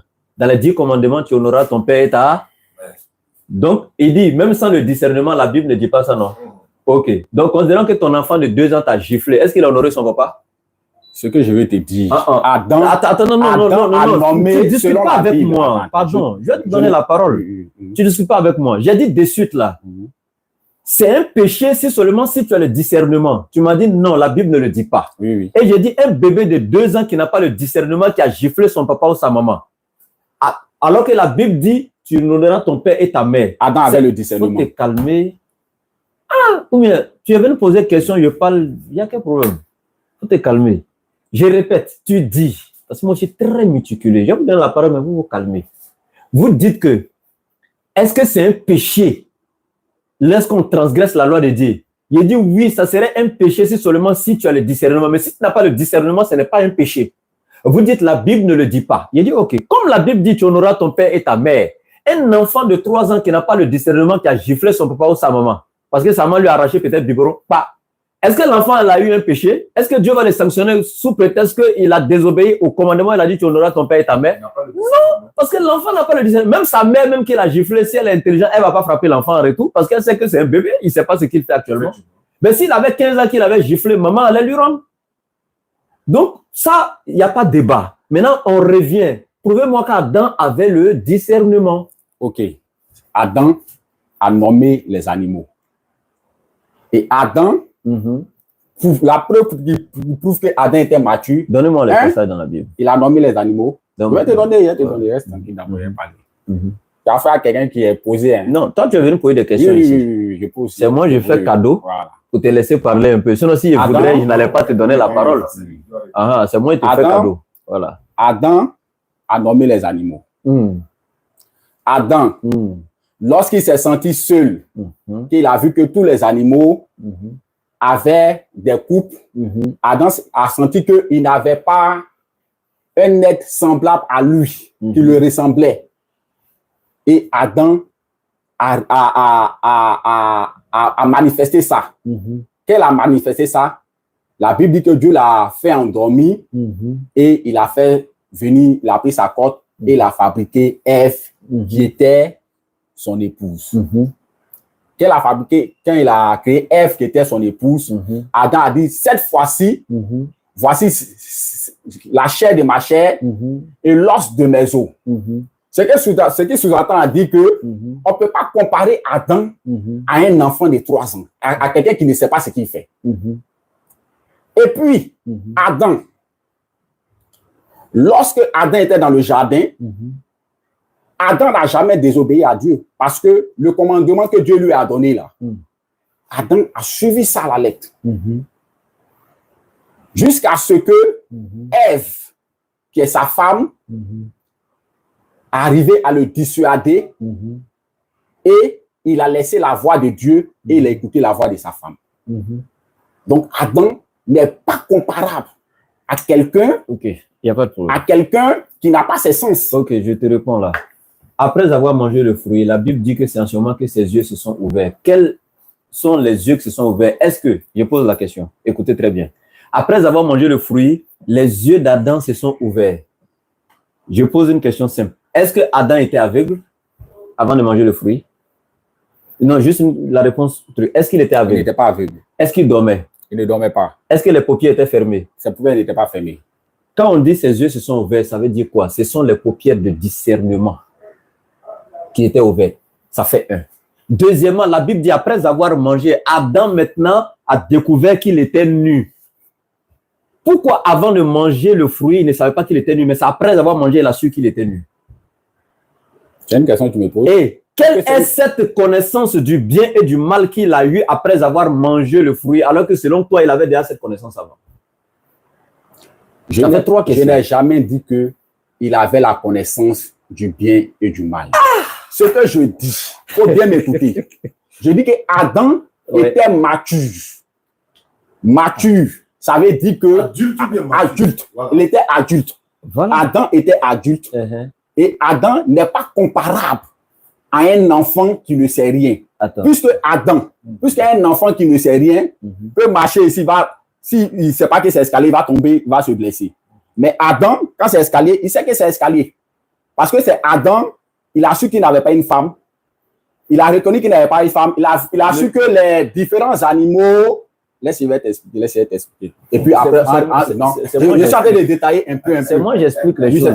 Je te fais un cadeau. Mais tu m'as donné le cadeau, donc je profite un peu de ton cadeau pour... Voilà, mais malgré que je te fais cadeau, mais ça sera comme un débat. Mais pendant que toi tu parles, si je peux t'arrêter un peu quelque part pour dire quelque chose, je vais le dire. Oui, il y a pas de problème.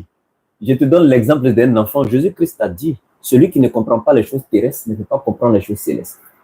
D'où je prends l'exemple sur un enfant pour te donner. Le fait de manifester la volonté de quelque chose qui nous manque. Même l'enfant, même là, quand il a faim, quand son lait lui manque, là, il manifeste à sa maman. Souvent par les pleurs autres. L'enfant même regarde sa maman et puis dit maman. Même à 3 ans, l'enfant appelle derrière sa maman, maman. Il appelle son papa, papa. Il les appelle par leur nom. Ça ne veut pas dire qu'il a le discernement. Je dis, Adam, là, je répète et je dis, la Bible dit, après avoir mangé le fruit, là, ses yeux se sont ouverts. Toi, tu as répondu que ses yeux n'étaient pas fermés. Oui, mais c'est quel œil qui était ouvert en dehors de l'œil du discernement et c'est quelle connaissance du bien et du mal qu'il a eu après avoir mangé le fruit. Voilà. c'est le fruit qu'il a mangé. Le fruit qu'il a mangé là. Le fruit qu'il a mangé là. La Bible dit que, qu'est-ce que la Bible dit là? Il y a une parole de la Bible qui est claire. Voici les malédictions qui vont te suivre lorsque tu vas désobéir à la parole de Dieu. Lis. Je fais lire. Non, il faut lire maintenant. En même temps, un coup sec. Il n'y a pas de problème. Faut lire. Mais ma question est claire et simple sur Adam. Quelle est cette ça dit que quand on dit ses yeux se sont ouverts là, c'est quel œil? Alors qu'il n'était pas aveugle, ses paupières n'étaient pas fermées selon toi. Ses yeux se sont ouverts là, c'est les malédictions là qu'il a vues. Parce que la Bible dit, voici la malédiction. Quand tu vas désobéir, c'est écrit que c'est les malédictions qu'il a vues. Quand tu vas désobéir, la Bible n'avait jamais dit ça. À Adam, attends, la Bible même n'avait jamais dit ça à Adam. La seule chose que la Bible a dit à Adam, si le jour où tu mangeras ce fruit, tu mourras. La Bible n'a pas dit tu verras des malédictions. Le jour où tu en mangeras, tu mourras à coup sûr. Le jour que... Et si on rentre là-bas encore, c'est un problème dans la Bible. Tu en mangeras, tu mourras. Sauf qu'Adam a mangé, il n'est pas mort ce jour-là. Mais on ne va pas rentrer dans ça. Ça fait tu mourras. Il faut te calmer. Ce n'est pas un débat. Je répète. Si pour toi, Adam était adulte, mature, il savait tout, alors pourquoi c'est après avoir mangé le fruit qu'il a su qu'il était nu? Ça, pourquoi? Comment? Et puis, ça, il a honte, il court, il va se couvrir. C'est le résultat de la malédiction. Attends, donc il ne savait pas qu'il était nu. Je dis, c'est le résultat.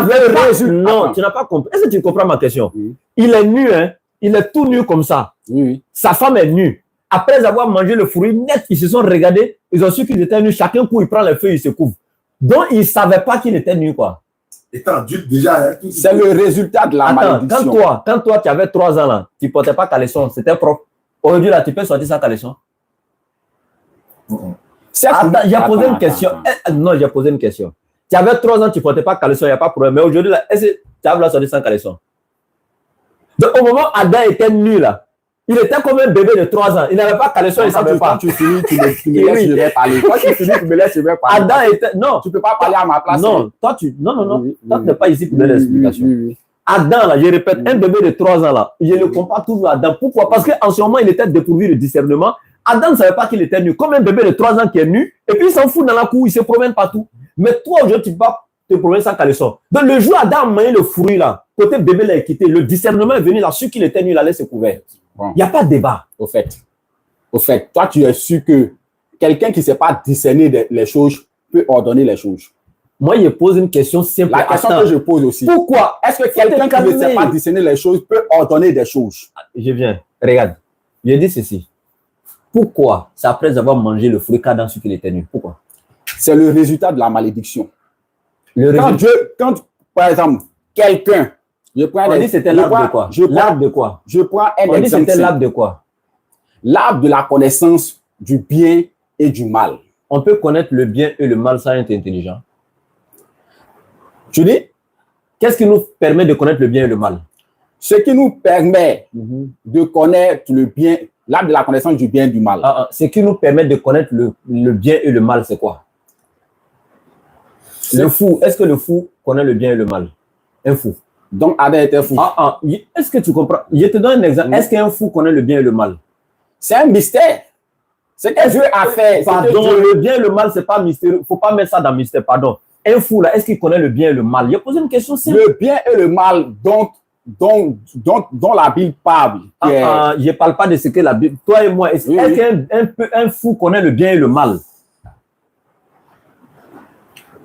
Sois sincère toi-même, pardon. Est-ce qu'un fou connaît le bien et le mal? Quand tu compares Adam à un fou. Je n'ai pas comparé Adam à un fou.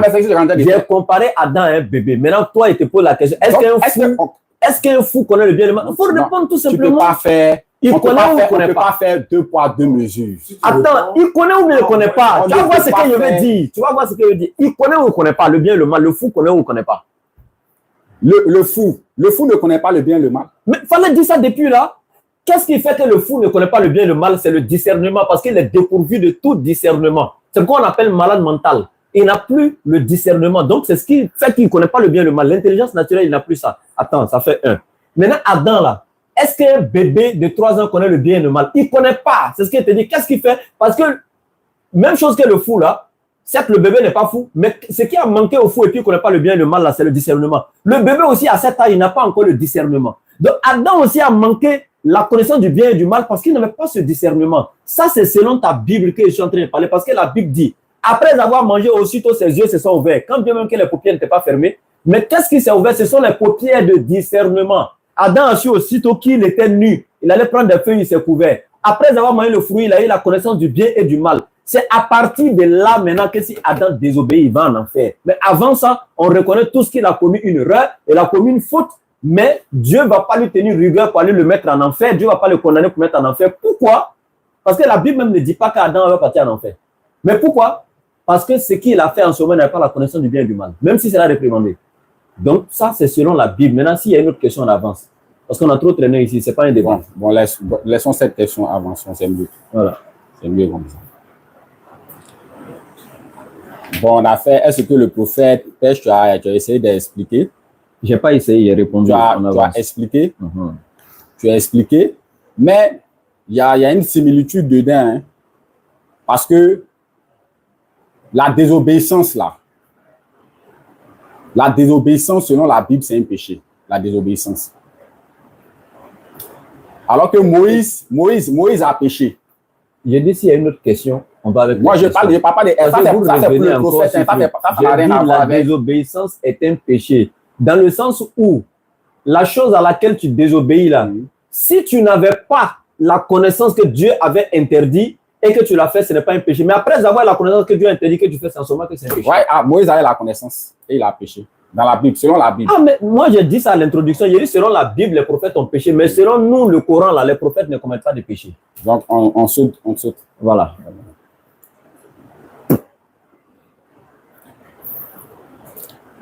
Est-ce que Jésus savait qu'il allait mourir à la croix? Est-ce que Jésus savait qu'il allait mourir à la croix? Selon la Bible? Oui, selon la Bible. Bien. Déjà, à la croix, si Jésus savait qu'il allait être crucifié ou pas, Jésus savait qu'il y a une mort qui était réservée, qui lui était réservée. Jésus savait très bien que les gens complotaient pour le faire mourir. Dans le Coran, il a même prié Dieu, mais même dans la Bible, dans Matthieu chapitre 26, verset 39, Jésus faisant quelque part en avant, se prosterna face contre terre et pria Dieu ainsi.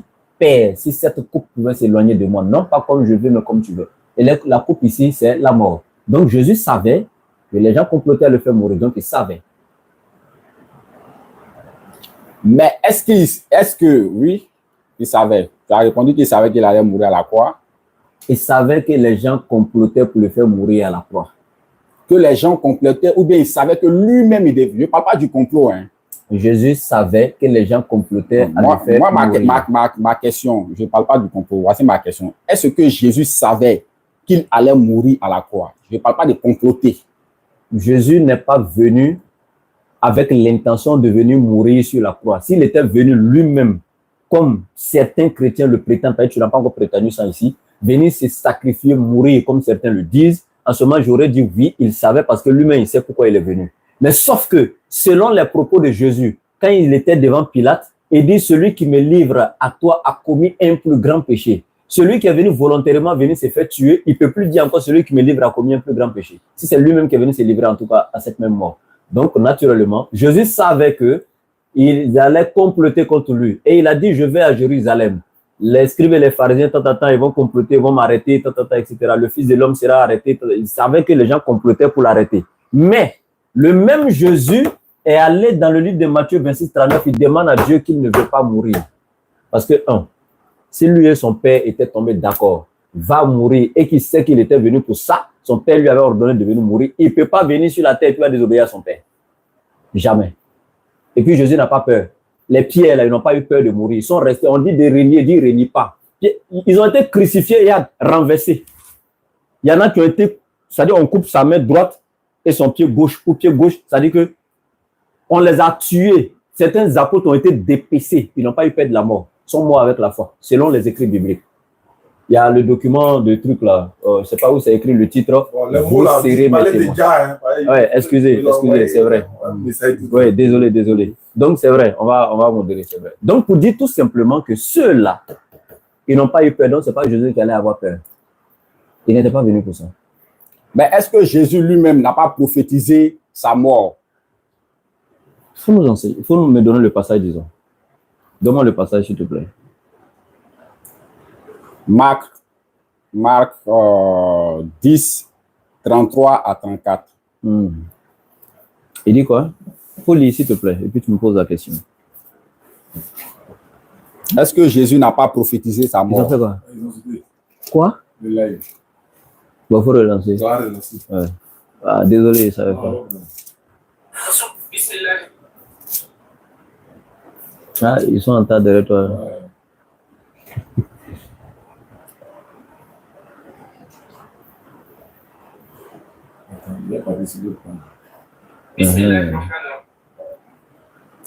Voici ce que Jésus dit.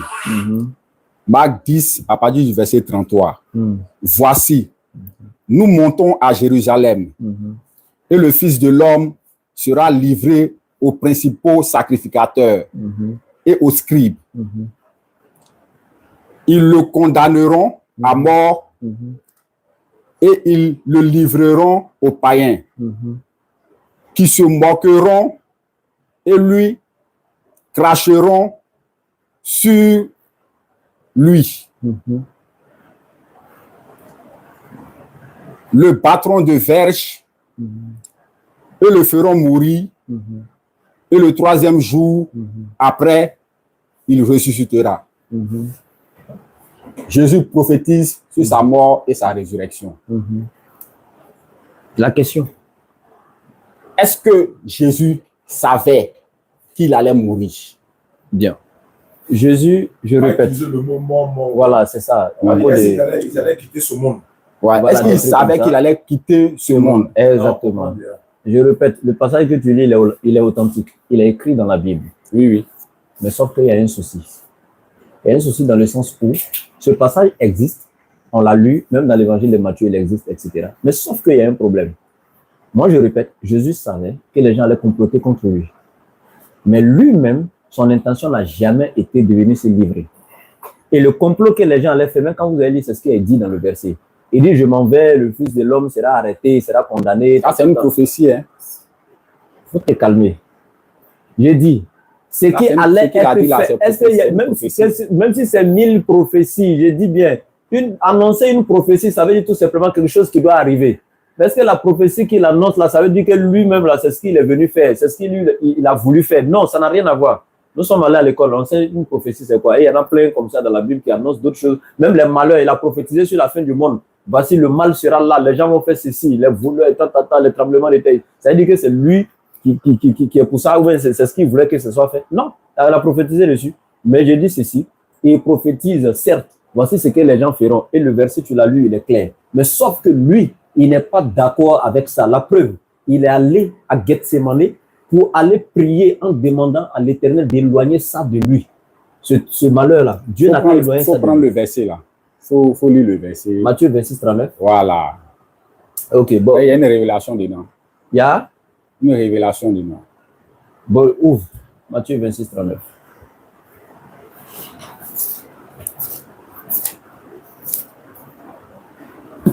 Matthieu 26, 39. Tout ça, c'est des cadeaux que je te fais. Hein. Matthieu 26, 39. Puis, ayant fait quelques pas en avant, il se jeta sur sa face et pria ainsi. Mon Père, s'il est possible, que cette coupe s'éloigne de moi, toutefois, non pas ce que je veux, mais ce que tu veux.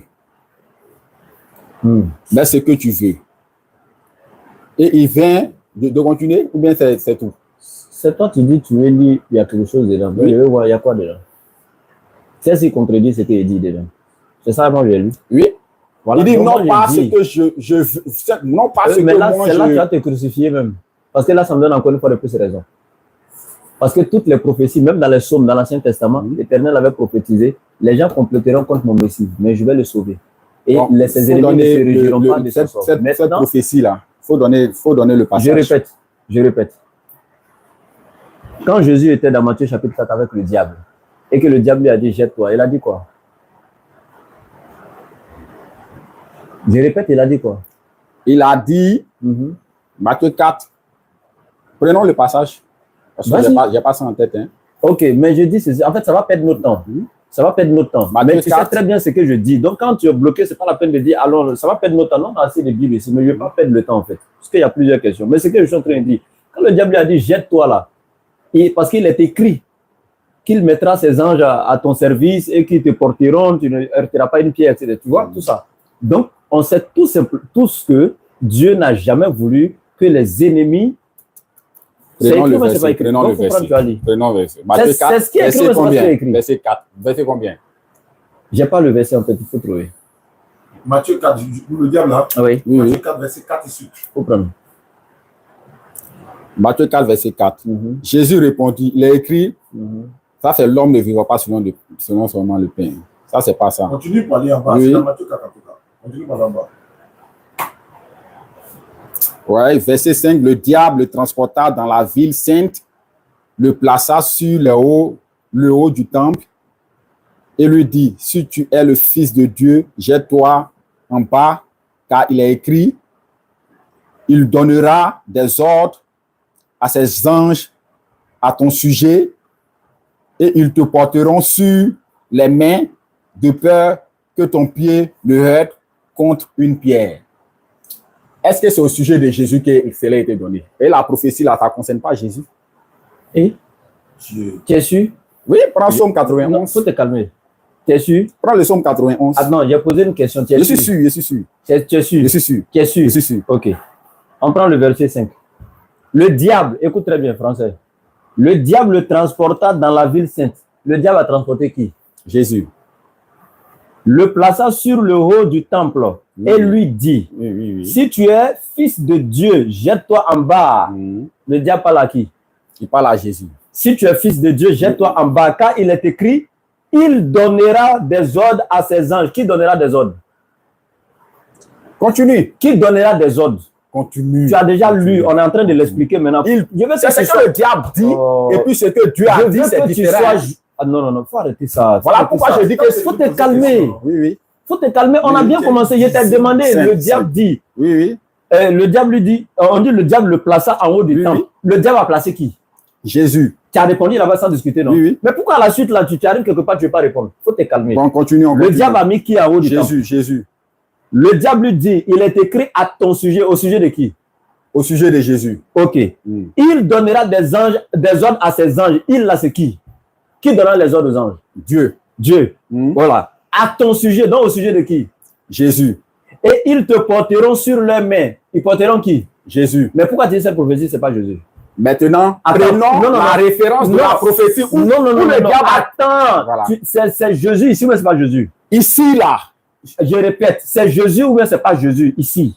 Ici, c'est Jésus. Ok, calme-toi. Voici Jésus maintenant. Il a été comme toi en disant au diable, non, cette prophétie ne me concerne pas. Il ne faut pas dire ça sur moi. Attends, faut te calmer. On continue. De peur que ton pied ne heurte contre une pierre. Jésus lui dit, il est aussi écrit. Regarde, c'est français que nous parlons. Oui. Jésus n'a pas dit au monsieur, non, c'est faux. Hein. Mais il y a ce que il est aussi écrit, tu ne tenteras point le Seigneur ton Dieu. Voilà. Alors, pourquoi Jésus n'a pas renié ça? C'est bien dit. C'est bien dit. Voilà. Il faut me demander maintenant pourquoi je dis que non, moi, c'est le diable qui est important. Du moment a pris une parole. Du moment où toi, tu es d'accord qu'ici, on parle de Jésus, moi, il ne te parle pas d'ailleurs. Moi, quand je prenais la parole, c'est Matthieu 4 qui t'est donné. Est-ce que quand je parlais ici, ce n'est pas Matthieu 4 qui est donné? Bon, ce verset-là. Est-ce que ce n'est pas Matthieu 4 qui avait donné? Et j'ai dit ici que concernant le diable à Jésus, il avait dit si. Le diable a pris ce verset-là. Le diable a pris ce verset-là. Mais le verset a une prophétie. Il faut te calmer. Faut te calmer. Moi, j'ai pris Matthieu 4. Je t'ai dit, dans Matthieu 4, voici ce qui est écrit. Tu as dit, ça ne parle pas de Jésus. Il dit, ça parle de Jésus. On a lu dans Matthieu 4, on voit que ça parle de Jésus. Même si dans 1000 coins ailleurs, ça ne parle pas de Jésus, moi, ce n'est pas mon problème. Est-ce que moi, c'est ailleurs là, il était donné? Moi, c'est Matthieu 4 qui était donné. Maintenant, dans Matthieu 4, ça parle de Jésus ou pas? Ça parle de Jésus. Si Jésus lui-même n'a pas dit au diable ici, ne prends pas ce passage-là, ce n'est pas pour moi. C'est toi qui as discuté. Tu es qui? Il faut laisser ça. Donc, ta question est claire et je viens de répondre. Jésus, je répète, je vais répondre à ta question en avance. Je répète, si Jésus était venu mourir pour faire, excusez, je ne vais pas utiliser ce mot, s'il était venu ici se donner en sacrifice pour que le péché de l'humanité soit pardonné, le même n'allait pas dire dans Jean 8, 40 et suite aux scribes et aux pharisiens, vous cherchez à me faire partie de ce monde, alors que je vous ai dit la vérité que j'ai entendue de Dieu en tant qu'un être humain. Cela, Abraham ne l'a pas fait. Vous faites l'œuvre de votre père, qui est le diable. Donc, attends, tu n'as pas droit à la parole, tu t'es calmé. Vous faites l'œuvre de votre père, qui est le diable. Donc, Jésus dit l'œuvre de le faire passer d'ici là, pour le faire quitter ici là, c'est une œuvre qui vient du diable. Ça fait un. Ça ne vient pas de Dieu. Ça ne vient pas de lui parce que lui n'est pas le diable. Il dit ça vient du diable. Donc, toute personne qui a ça, cette théorie dans la tête, que le monsieur est venu pour ça, cette personne n'a rien d'autre que la théorie du diable parce que Jésus dit c'est une œuvre du diable. Ça fait un. Donc, cette personne n'a qu'à savoir que cette pensée qui est en lui, ou cette foi qui est en lui là, c'est une foi basée sur la volonté du diable et non la volonté de Dieu. Ça fait un. Ce n'est pas un débat entre toi et moi. Ça fait un. Deuxièmement, dans Luc chapitre 22, à partir du verset 4, on dit c'est Satan qui est rentré dans Judas et il allait trouver un moyen avec les principaux sacrificateurs comment livrer le monsieur à quitter ce monde. Donc, Satan est rentré dans qui? Dans Judas, ça fait 2 fois, c'est Satan qui est à la base. Troisièmement, celui qui est venu se donner à cette chose-là, selon vous, si réellement lui, il est venu se donner à cette chose. Mais il dit quoi? Il dit à Pilate, quand il était face à Pilate, il dit, voici que celui qui me livre à toi a commis un plus grand péché. Il n'a pas dit un grand péché, hein? Un plus grand péché. Voici que celui qui me livre à toi. Maintenant, si vous dites que c'est son père qui l'a livré, donc son père a commis un grand péché. Si c'est lui-même qui est venu se livrer volontairement en sacrifice pour vous, c'est-à-dire lui-même il est en train de dire qu'il a commis un grand péché en se livrant. Il dit celui qui me livre a commis un plus grand péché. Mais dans le livre de Matthieu, chapitre 26, en quoi il est clair, voici que celui qui me livre, hein, c'est-à-dire qu'il maudit la personne et il dit même, mieux vaudrait pour lui qu'il ne soit même pas né. C'est-à-dire, au lieu de dire, béni soit celui par la main de qui je vais être parti en sacrifice pour pardonner le péché de l'humanité, mieux vaudrait pour lui qu'il soit né 1 milliard de fois, parce que sans la personne, l'humanité ne serait pas sauvée. Mais il dit plutôt, malheur à celui par la main de qui le Fils de l'homme est livré, mieux vaudrait pour lui qu'il ne soit même pas né. Non, dans tellement de passages qu'il peut citer, il a condamné cet acte-là, c'est-à-dire que d'un acte venant donc du diable, et Jésus n'a jamais été d'accord avec cet acte-là. Donc ta réponse ici, je n'ai pas pris même dans le Coran, c'est dans ta Bible, j'ai pris tous ces versets-là.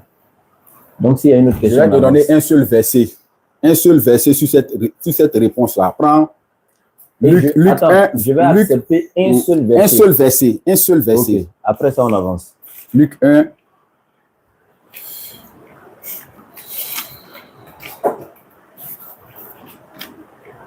Luc 1, 19.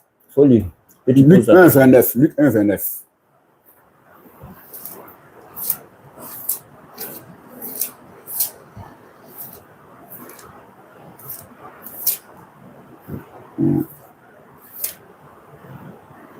Luc 1, 29.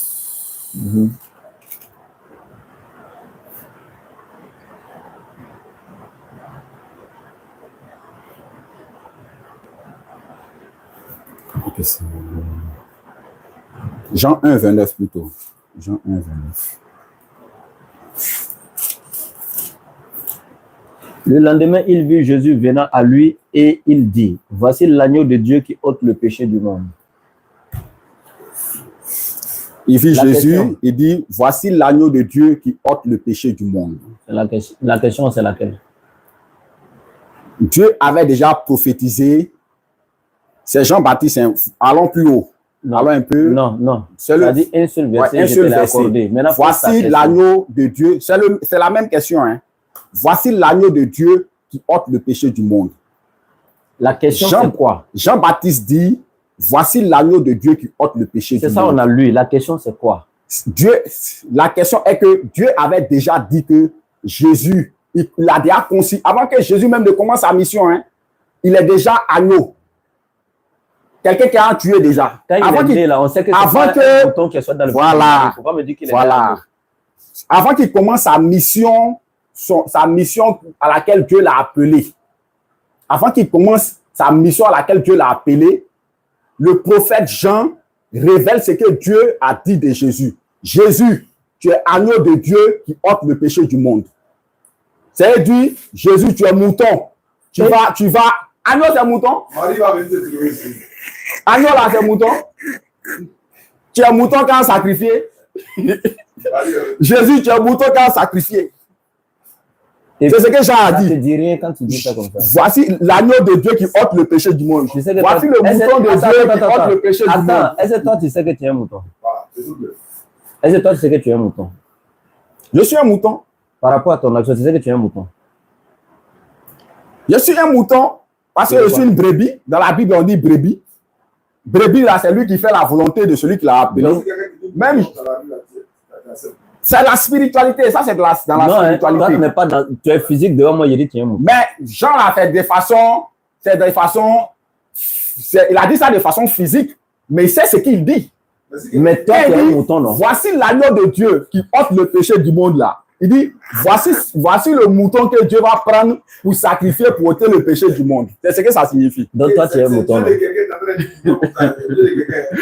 Attends, non, c'est ce que Dieu est en train de dire. Moi, Dieu est mouton. Moi, je n'ai jamais dit que Jésus est mon Dieu. Hein. Non seulement. Moi, je n'ai jamais dit. Non, hein, je ne parle pas de toi. Non seulement selon toi, ton Dieu est mouton, toi-même tu es mouton.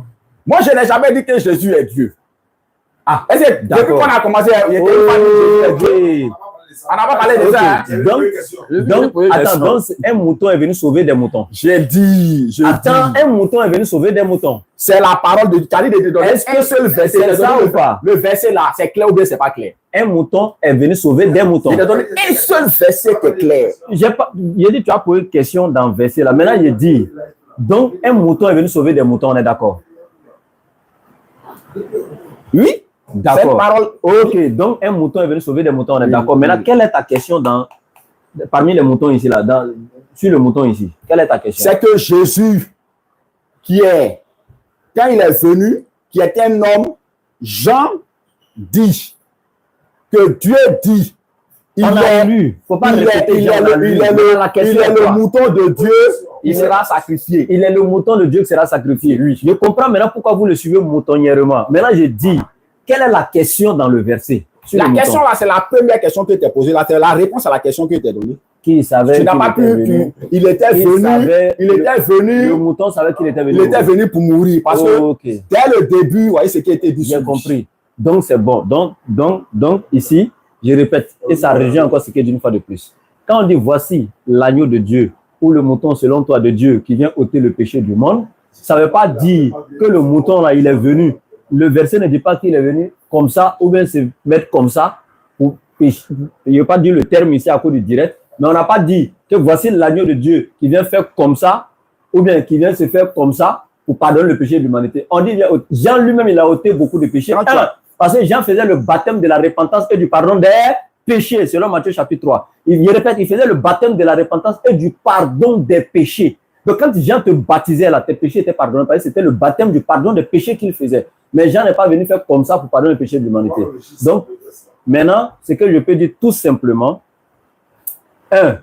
le passage ne dit pas qu'il est venu lui-même se donner parce qu'il était clair, celui qui vient me livrer à combien plus grand péché. Non, les termes là, j'ai déjà compris, il n'y a pas de problème. Donc, on peut avancer avec une autre question.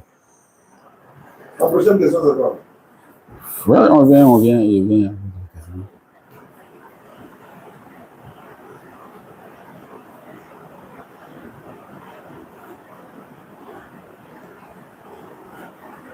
Par quel moyen Jésus devait sauver les hommes? Par quel moyen? Selon ce que lui-même il enseignait, quoi. Ok, non, c'est la question. Par quel moyen? Par le moyen que lui-même il a enseigné dans la Bible. Il est venu sauver les gens à travers les commandements de Dieu. Enseigner ce que Dieu a dit aux êtres humains de faire. Ne pas mentir, ne pas voler, ne pas commettre l'adultère, honorer ses parents, etc., etc. Selon lui, je répète, c'est une question et je donne les réponses maintenant. 1. Il y a un homme riche qui est venu le voir et dit que dois-je faire pour hériter la vie éternelle? Même chose comme toi, la question que tu viens de me poser là. Le monsieur est venu poser la question à Jésus lui-même de son vivant. Il a dit, tu connais les commandements? Et avant même de dire ça, il a dit au monsieur, pourquoi m'appelles-tu bon? Il n'y a de bon que Dieu seul. Après ça, il dit, tu connais les commandements pratiques là. Tu ne voleras pas, tu ne déroberas pas, tu ne commettras pas l'adultère, tu honoreras ton père et ta mère, etc. Donc du coup, Jésus a montré au monsieur ce qu'il doit faire en lui présentant les lois. Ça fait un. Deuxièmement, dans Jean chapitre 12, verset 48 à 50, il est clair lui-même. Il dit, les commandements de Dieu est la vie éternelle. C'est pourquoi les choses que je dis, je les dis comme le Père me les a dites. Il n'a pas dit ici, mon sacrifice, c'est ce qui est la vie éternelle. Non. Mais il dit, je sais. Et puis il a utilisé le verbe savoir. Non. Il utilise le verbe savoir, la certitude absolue. Un verset pour que je puisse lire quand même. Non, faut te calmer. Je suis en train de répondre. Il a utilisé le verbe savoir ici. Moi, quand je donne des réponses là où il peut te laisser parler, si je donne un verset sur lequel j'ai menti, tu peux m'arrêter. Mais tant que le verset que j'ai dit, c'est exactement ce qui est écrit, que tu ne peux pas contredire le verset, on avance. Moi, je suis comme ça.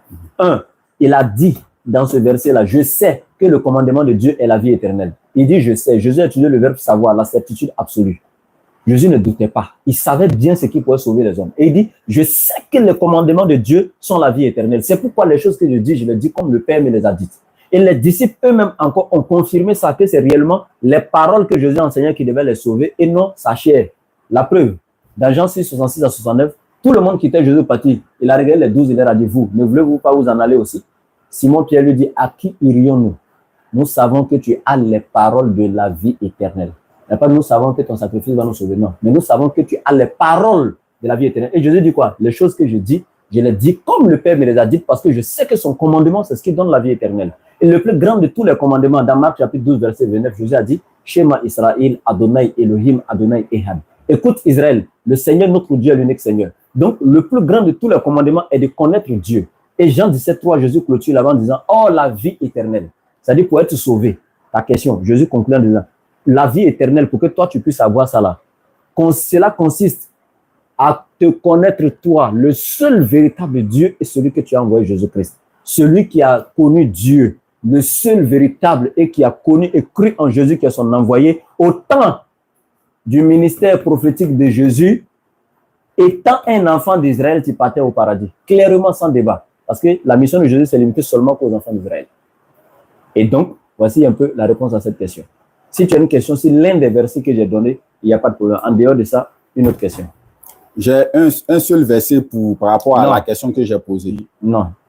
Est-ce qu'il y a un problème sur l'un des versets que j'ai donné ici? Les versets que tu as donnés là, il n'y a pas de problème. Donc on avance. Mais moi, une autre question. Je ne suis pas un débat. Si tu as posé une question, j'ai répondu, ce n'est pas un débat. Donc on avance.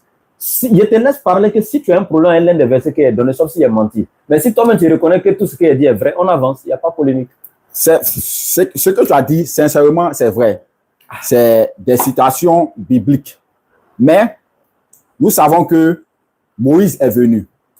Moïse a envoyé tout ce que tu as cité là, que Jésus lui-même, il a cité là pour les enfants d'Israël. On avance avec une autre question. Parce que tu non, as je ne parle pas du péché de Moïse. Hein. Tout ce qu'on a dit, on ne se comprend pas. Je parle par rapport à la question. Est-ce que tu as une autre question?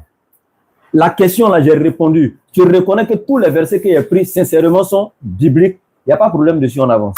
Ce n'est pas un débat. Le jour où tu as demandé, si tu veux aujourd'hui, en partant maintenant, tu peux dire, bon, je vais chercher un jour, on va faire un débat. Parce que, bon, on va laisser ça. On va poser les questions. Bon. Voilà. Terre à terre. Voilà. Voilà. Là, on va faire un débat. Comme ça, ça va. Voilà. Là, elle est bien te chicoter. Exactement. Donc, c'est ça. Pas de problème. Il a fini mes questions. Il a fini mes questions. Comme il a demandé des questions, il a posé des questions seulement. Est-ce que Jésus a annoncé le salut des païens? Je ne comprends pas, la question est vague. Est-ce que... En fait, je vois l'essentiel des choses. C'est déjà essentiel. Il y a tellement de versets dans la Bible qui parlent du salut des païens qui doivent venir, tant, des trucs. Même Paul même a pris la parole, il a dit des choses. Mais je sais pourquoi il dit, ça ne m'intéresse pas si Jésus, lui, il est venu seulement pour les enfants d'Israël. Parce que pourquoi? Ça sera des polémiques. Ça va nous amener des choses, en fait, des trucs inutiles, en fait. Je le dis par expérience et je sais déjà, je te voyais venir. C'est pourquoi je dis ça. Ce n'est pas la peur de répondre. Depuis que tu es venu, je réponds 4 questions seulement. Voilà, je n'ai pas peur de répondre. Et sauf qu'il y a assez de versets qui en parlent. Mais ce n'est pas ce qui est important pour nous. Merci.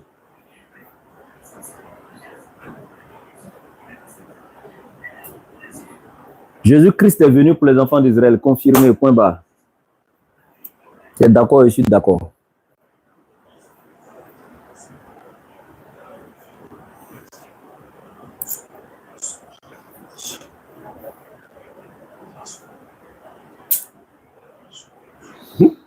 Vous avez sorti direct, hein? Ah, les disciples ont pris la fuite, la référence. Les disciples ont pris la fuite, la référence. Et toujours fui là. C'est Matthieu 18. Aide-moi. Et toujours fui. Ouais. Matthieu 18. Voir le verset 18 pour voir. Non, Matthieu 18, c'est trop. Ici, 28 ou 28. Eux tous ont fui. Oui. Tous ont pris la fuite. Oui, mais Matthieu. Il y a des témoins là. Oui. Non, Matthieu 18, ça c'est trop derrière ici. Dans 18, là, les gars n'étaient même pas encore allés à Golgotha ou tout ça. Faut voir là-bas. C'est pas dans Marc là.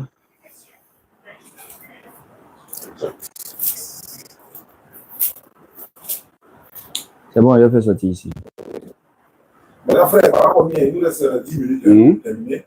Le thème sur lequel tu veux qu'on échange prochainement, c'est quel thème? Bon, pas avec le laboratoire, Inch'Allah. Il a fini. Oui, non, il a fini. C'est fin, mais c'est la dernière question même. Notre émission à 20h. Avec un autre frère.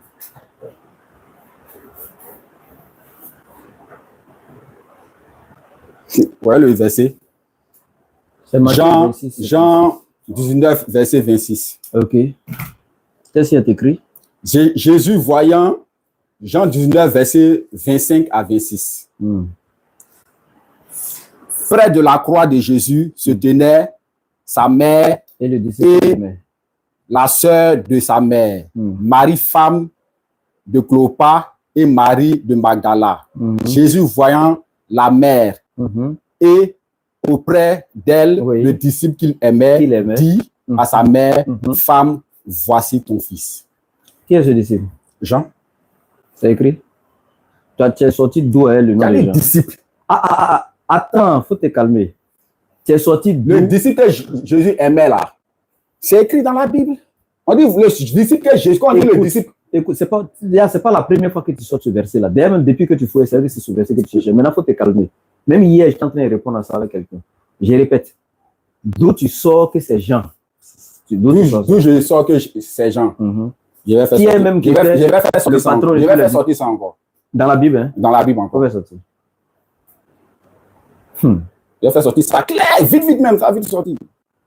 Rapidement. Tu as 10 minutes, donc ça compte déjà. Ouais, ça compte déjà. Je vais faire sortir ça vite. Ouais, vous êtes fort. Le disciple que Jésus aimait, ils sont allés poser ça à Jean. Je te dis, dans quel concile les pères de l'église se sont réunis et puis ont attribué ce verset-là à Jean? En fait, il ne sait même pas l'histoire de la Bible. Dans quel concile les gens se sont réunis et puis ils ont discuté sur le verset, puis ils ont décidé d'apporter le disciple que Jésus aimait à Jean. Je te dis ça aujourd'hui. C'est de ça qu'il s'agit. Montre-moi dans la Bible que c'est Jean. Le disciple que Jésus aimait, c'est Jean. Si tu me donnes une version, on dit Jésus aimait Jean. Si il détestait Pierre, tu vas me dire. S'il n'aimait pas Matthieu aussi, tu vas me dire. Il aimait tous ses disciples, il n'a pas détesté un. Mais ici, quand on dit le disciple qu'il aimait, là, pourquoi on dit c'est Jean? C'est écrit où c'est Jean? En fait, dans un verset, on dit tous ont pris la fuite. Tous, sans exception, ont pris la fuite. On n'a pas dit tous, sauf le disciple qu'il aimait.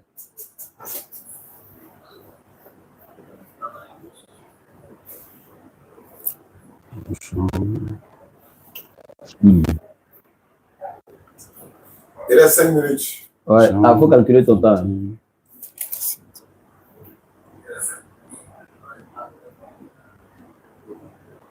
Alors le disciple que Jésus aimait dit à Pierre, c'est le Seigneur. Et Simon-Pierre, dès qu'il eut entendu que c'était le Seigneur, mit son vêtement et sa ceinture, car il était nu, et se jeta dans la mer. Où sont les sens? C'est l'avance à venir là, non? Le disciple que Jésus aimait. Et moi, je vais savoir quelque chose. Pourquoi ils sont nus? Les garçons, ils sont nus et puis c'est l'avance. Pardon. Il y a ça encore. Le disciple que Jésus aimait là, ça sort encore. Il y a d'autres versets encore où Jésus, il s'est adossé sur la poitrine. Où il s'est adossé. Après ça, là, encore, il y a une partie où le gars s'est adossé, où Jean s'est adossé sur la poitrine de Jésus. Il s'est adossé sur la poitrine de Jésus. Et puis, il a demandé, Pierre lui a dit non, c'est toi que Jésus aime, non? Il faut parler à Jésus. Donc, il s'est adossé sur la poitrine de Jésus et il a demandé à Jésus qui va te livrer. On dit le disciple que Jésus aimait là. Il s'est appuyé sur la poitrine de Jésus. Oui, sur la poitrine de Jésus et puis il a demandé à Jésus. Il a parlé dans l'oreille de Jésus. Toi, qui va te livrer? Puis Jésus lui a dit, celui qui plonge la main avec moi dans le plan, c'est lui qui va. Il parlait de Judas. Il parlait de Judas. Mais le disciple que Jésus aimait. Écoute, moi, il n'a jamais dit. Le disciple que Jésus a aimé encore des gens encore, ils ont demandé, tous ceux-là, ils vont mourir. Tous ceux-là, ils vont tuer. Ils vont dire. Mais est-ce que lui il va te calmer? Tu es au courant de ça? Faut te calmer. Je n'ai pas dit, faut te calmer. Je n'ai pas dit de prendre d'autres versets dans la Bible où c'est écrit le disciple que Jésus aimait. Il y a plusieurs versets que Jésus aimait. Il m'a posé la question. J'ai dit, c'est écrit où? Moi, il n'y a pas dit que. Mais il t'a montré le verset. Faut te calmer, il a parlé. Ils sont comment même? Tu as fait, il a dit, tu es réellement mouton. Hein. Parce que toi-même, tu as dit. Ça ne peut pas te faire mal. Oui, continue. Donc, du coup, j'ai dit ici, il n'est pas dit de me montrer un autre verset où ils ont parlé du disciple que Jésus aimait. Je sais qu'ils ont parlé du disciple que Jésus aimait. Mais c'est écrit où que le disciple que Jésus aimait, là, c'est Jean. C'est écrit où que le disciple que Jésus aimait, là, c'est Jean. Toi, tu es quitté pour dire ça. Alors que Jean était parmi les 12 ou pas. Jean était parmi les 12 ou pas. Jean était parmi les 12.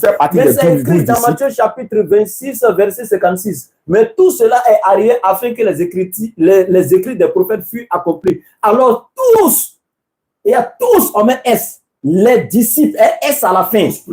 Tous, virgule, les disciples, avec S à la fin des disciples. Donc Jean inclut. L'abandonné est pris au pluriel, ENT à la fin de la fuite. Tous les disciples l'ont abandonné. Mais à la fin, là, Jean est revenu là-bas. Tu dis à quoi? À la croix. Oui, c'est ce qui est écrit. À la croix. Ils ont fui, mais Jean est revenu. Après, il est revenu. Il va arrêter là. Donc, Jean est revenu, c'est ce qui est écrit. Il était infidèle. Bon, voilà ce qu'on va faire. C'est écrit, c'est ce qui est écrit. Le prochain débat, là, tu veux quel thème avec le laboratoire ici au bureau? Le prochain débat, est-ce que Jésus.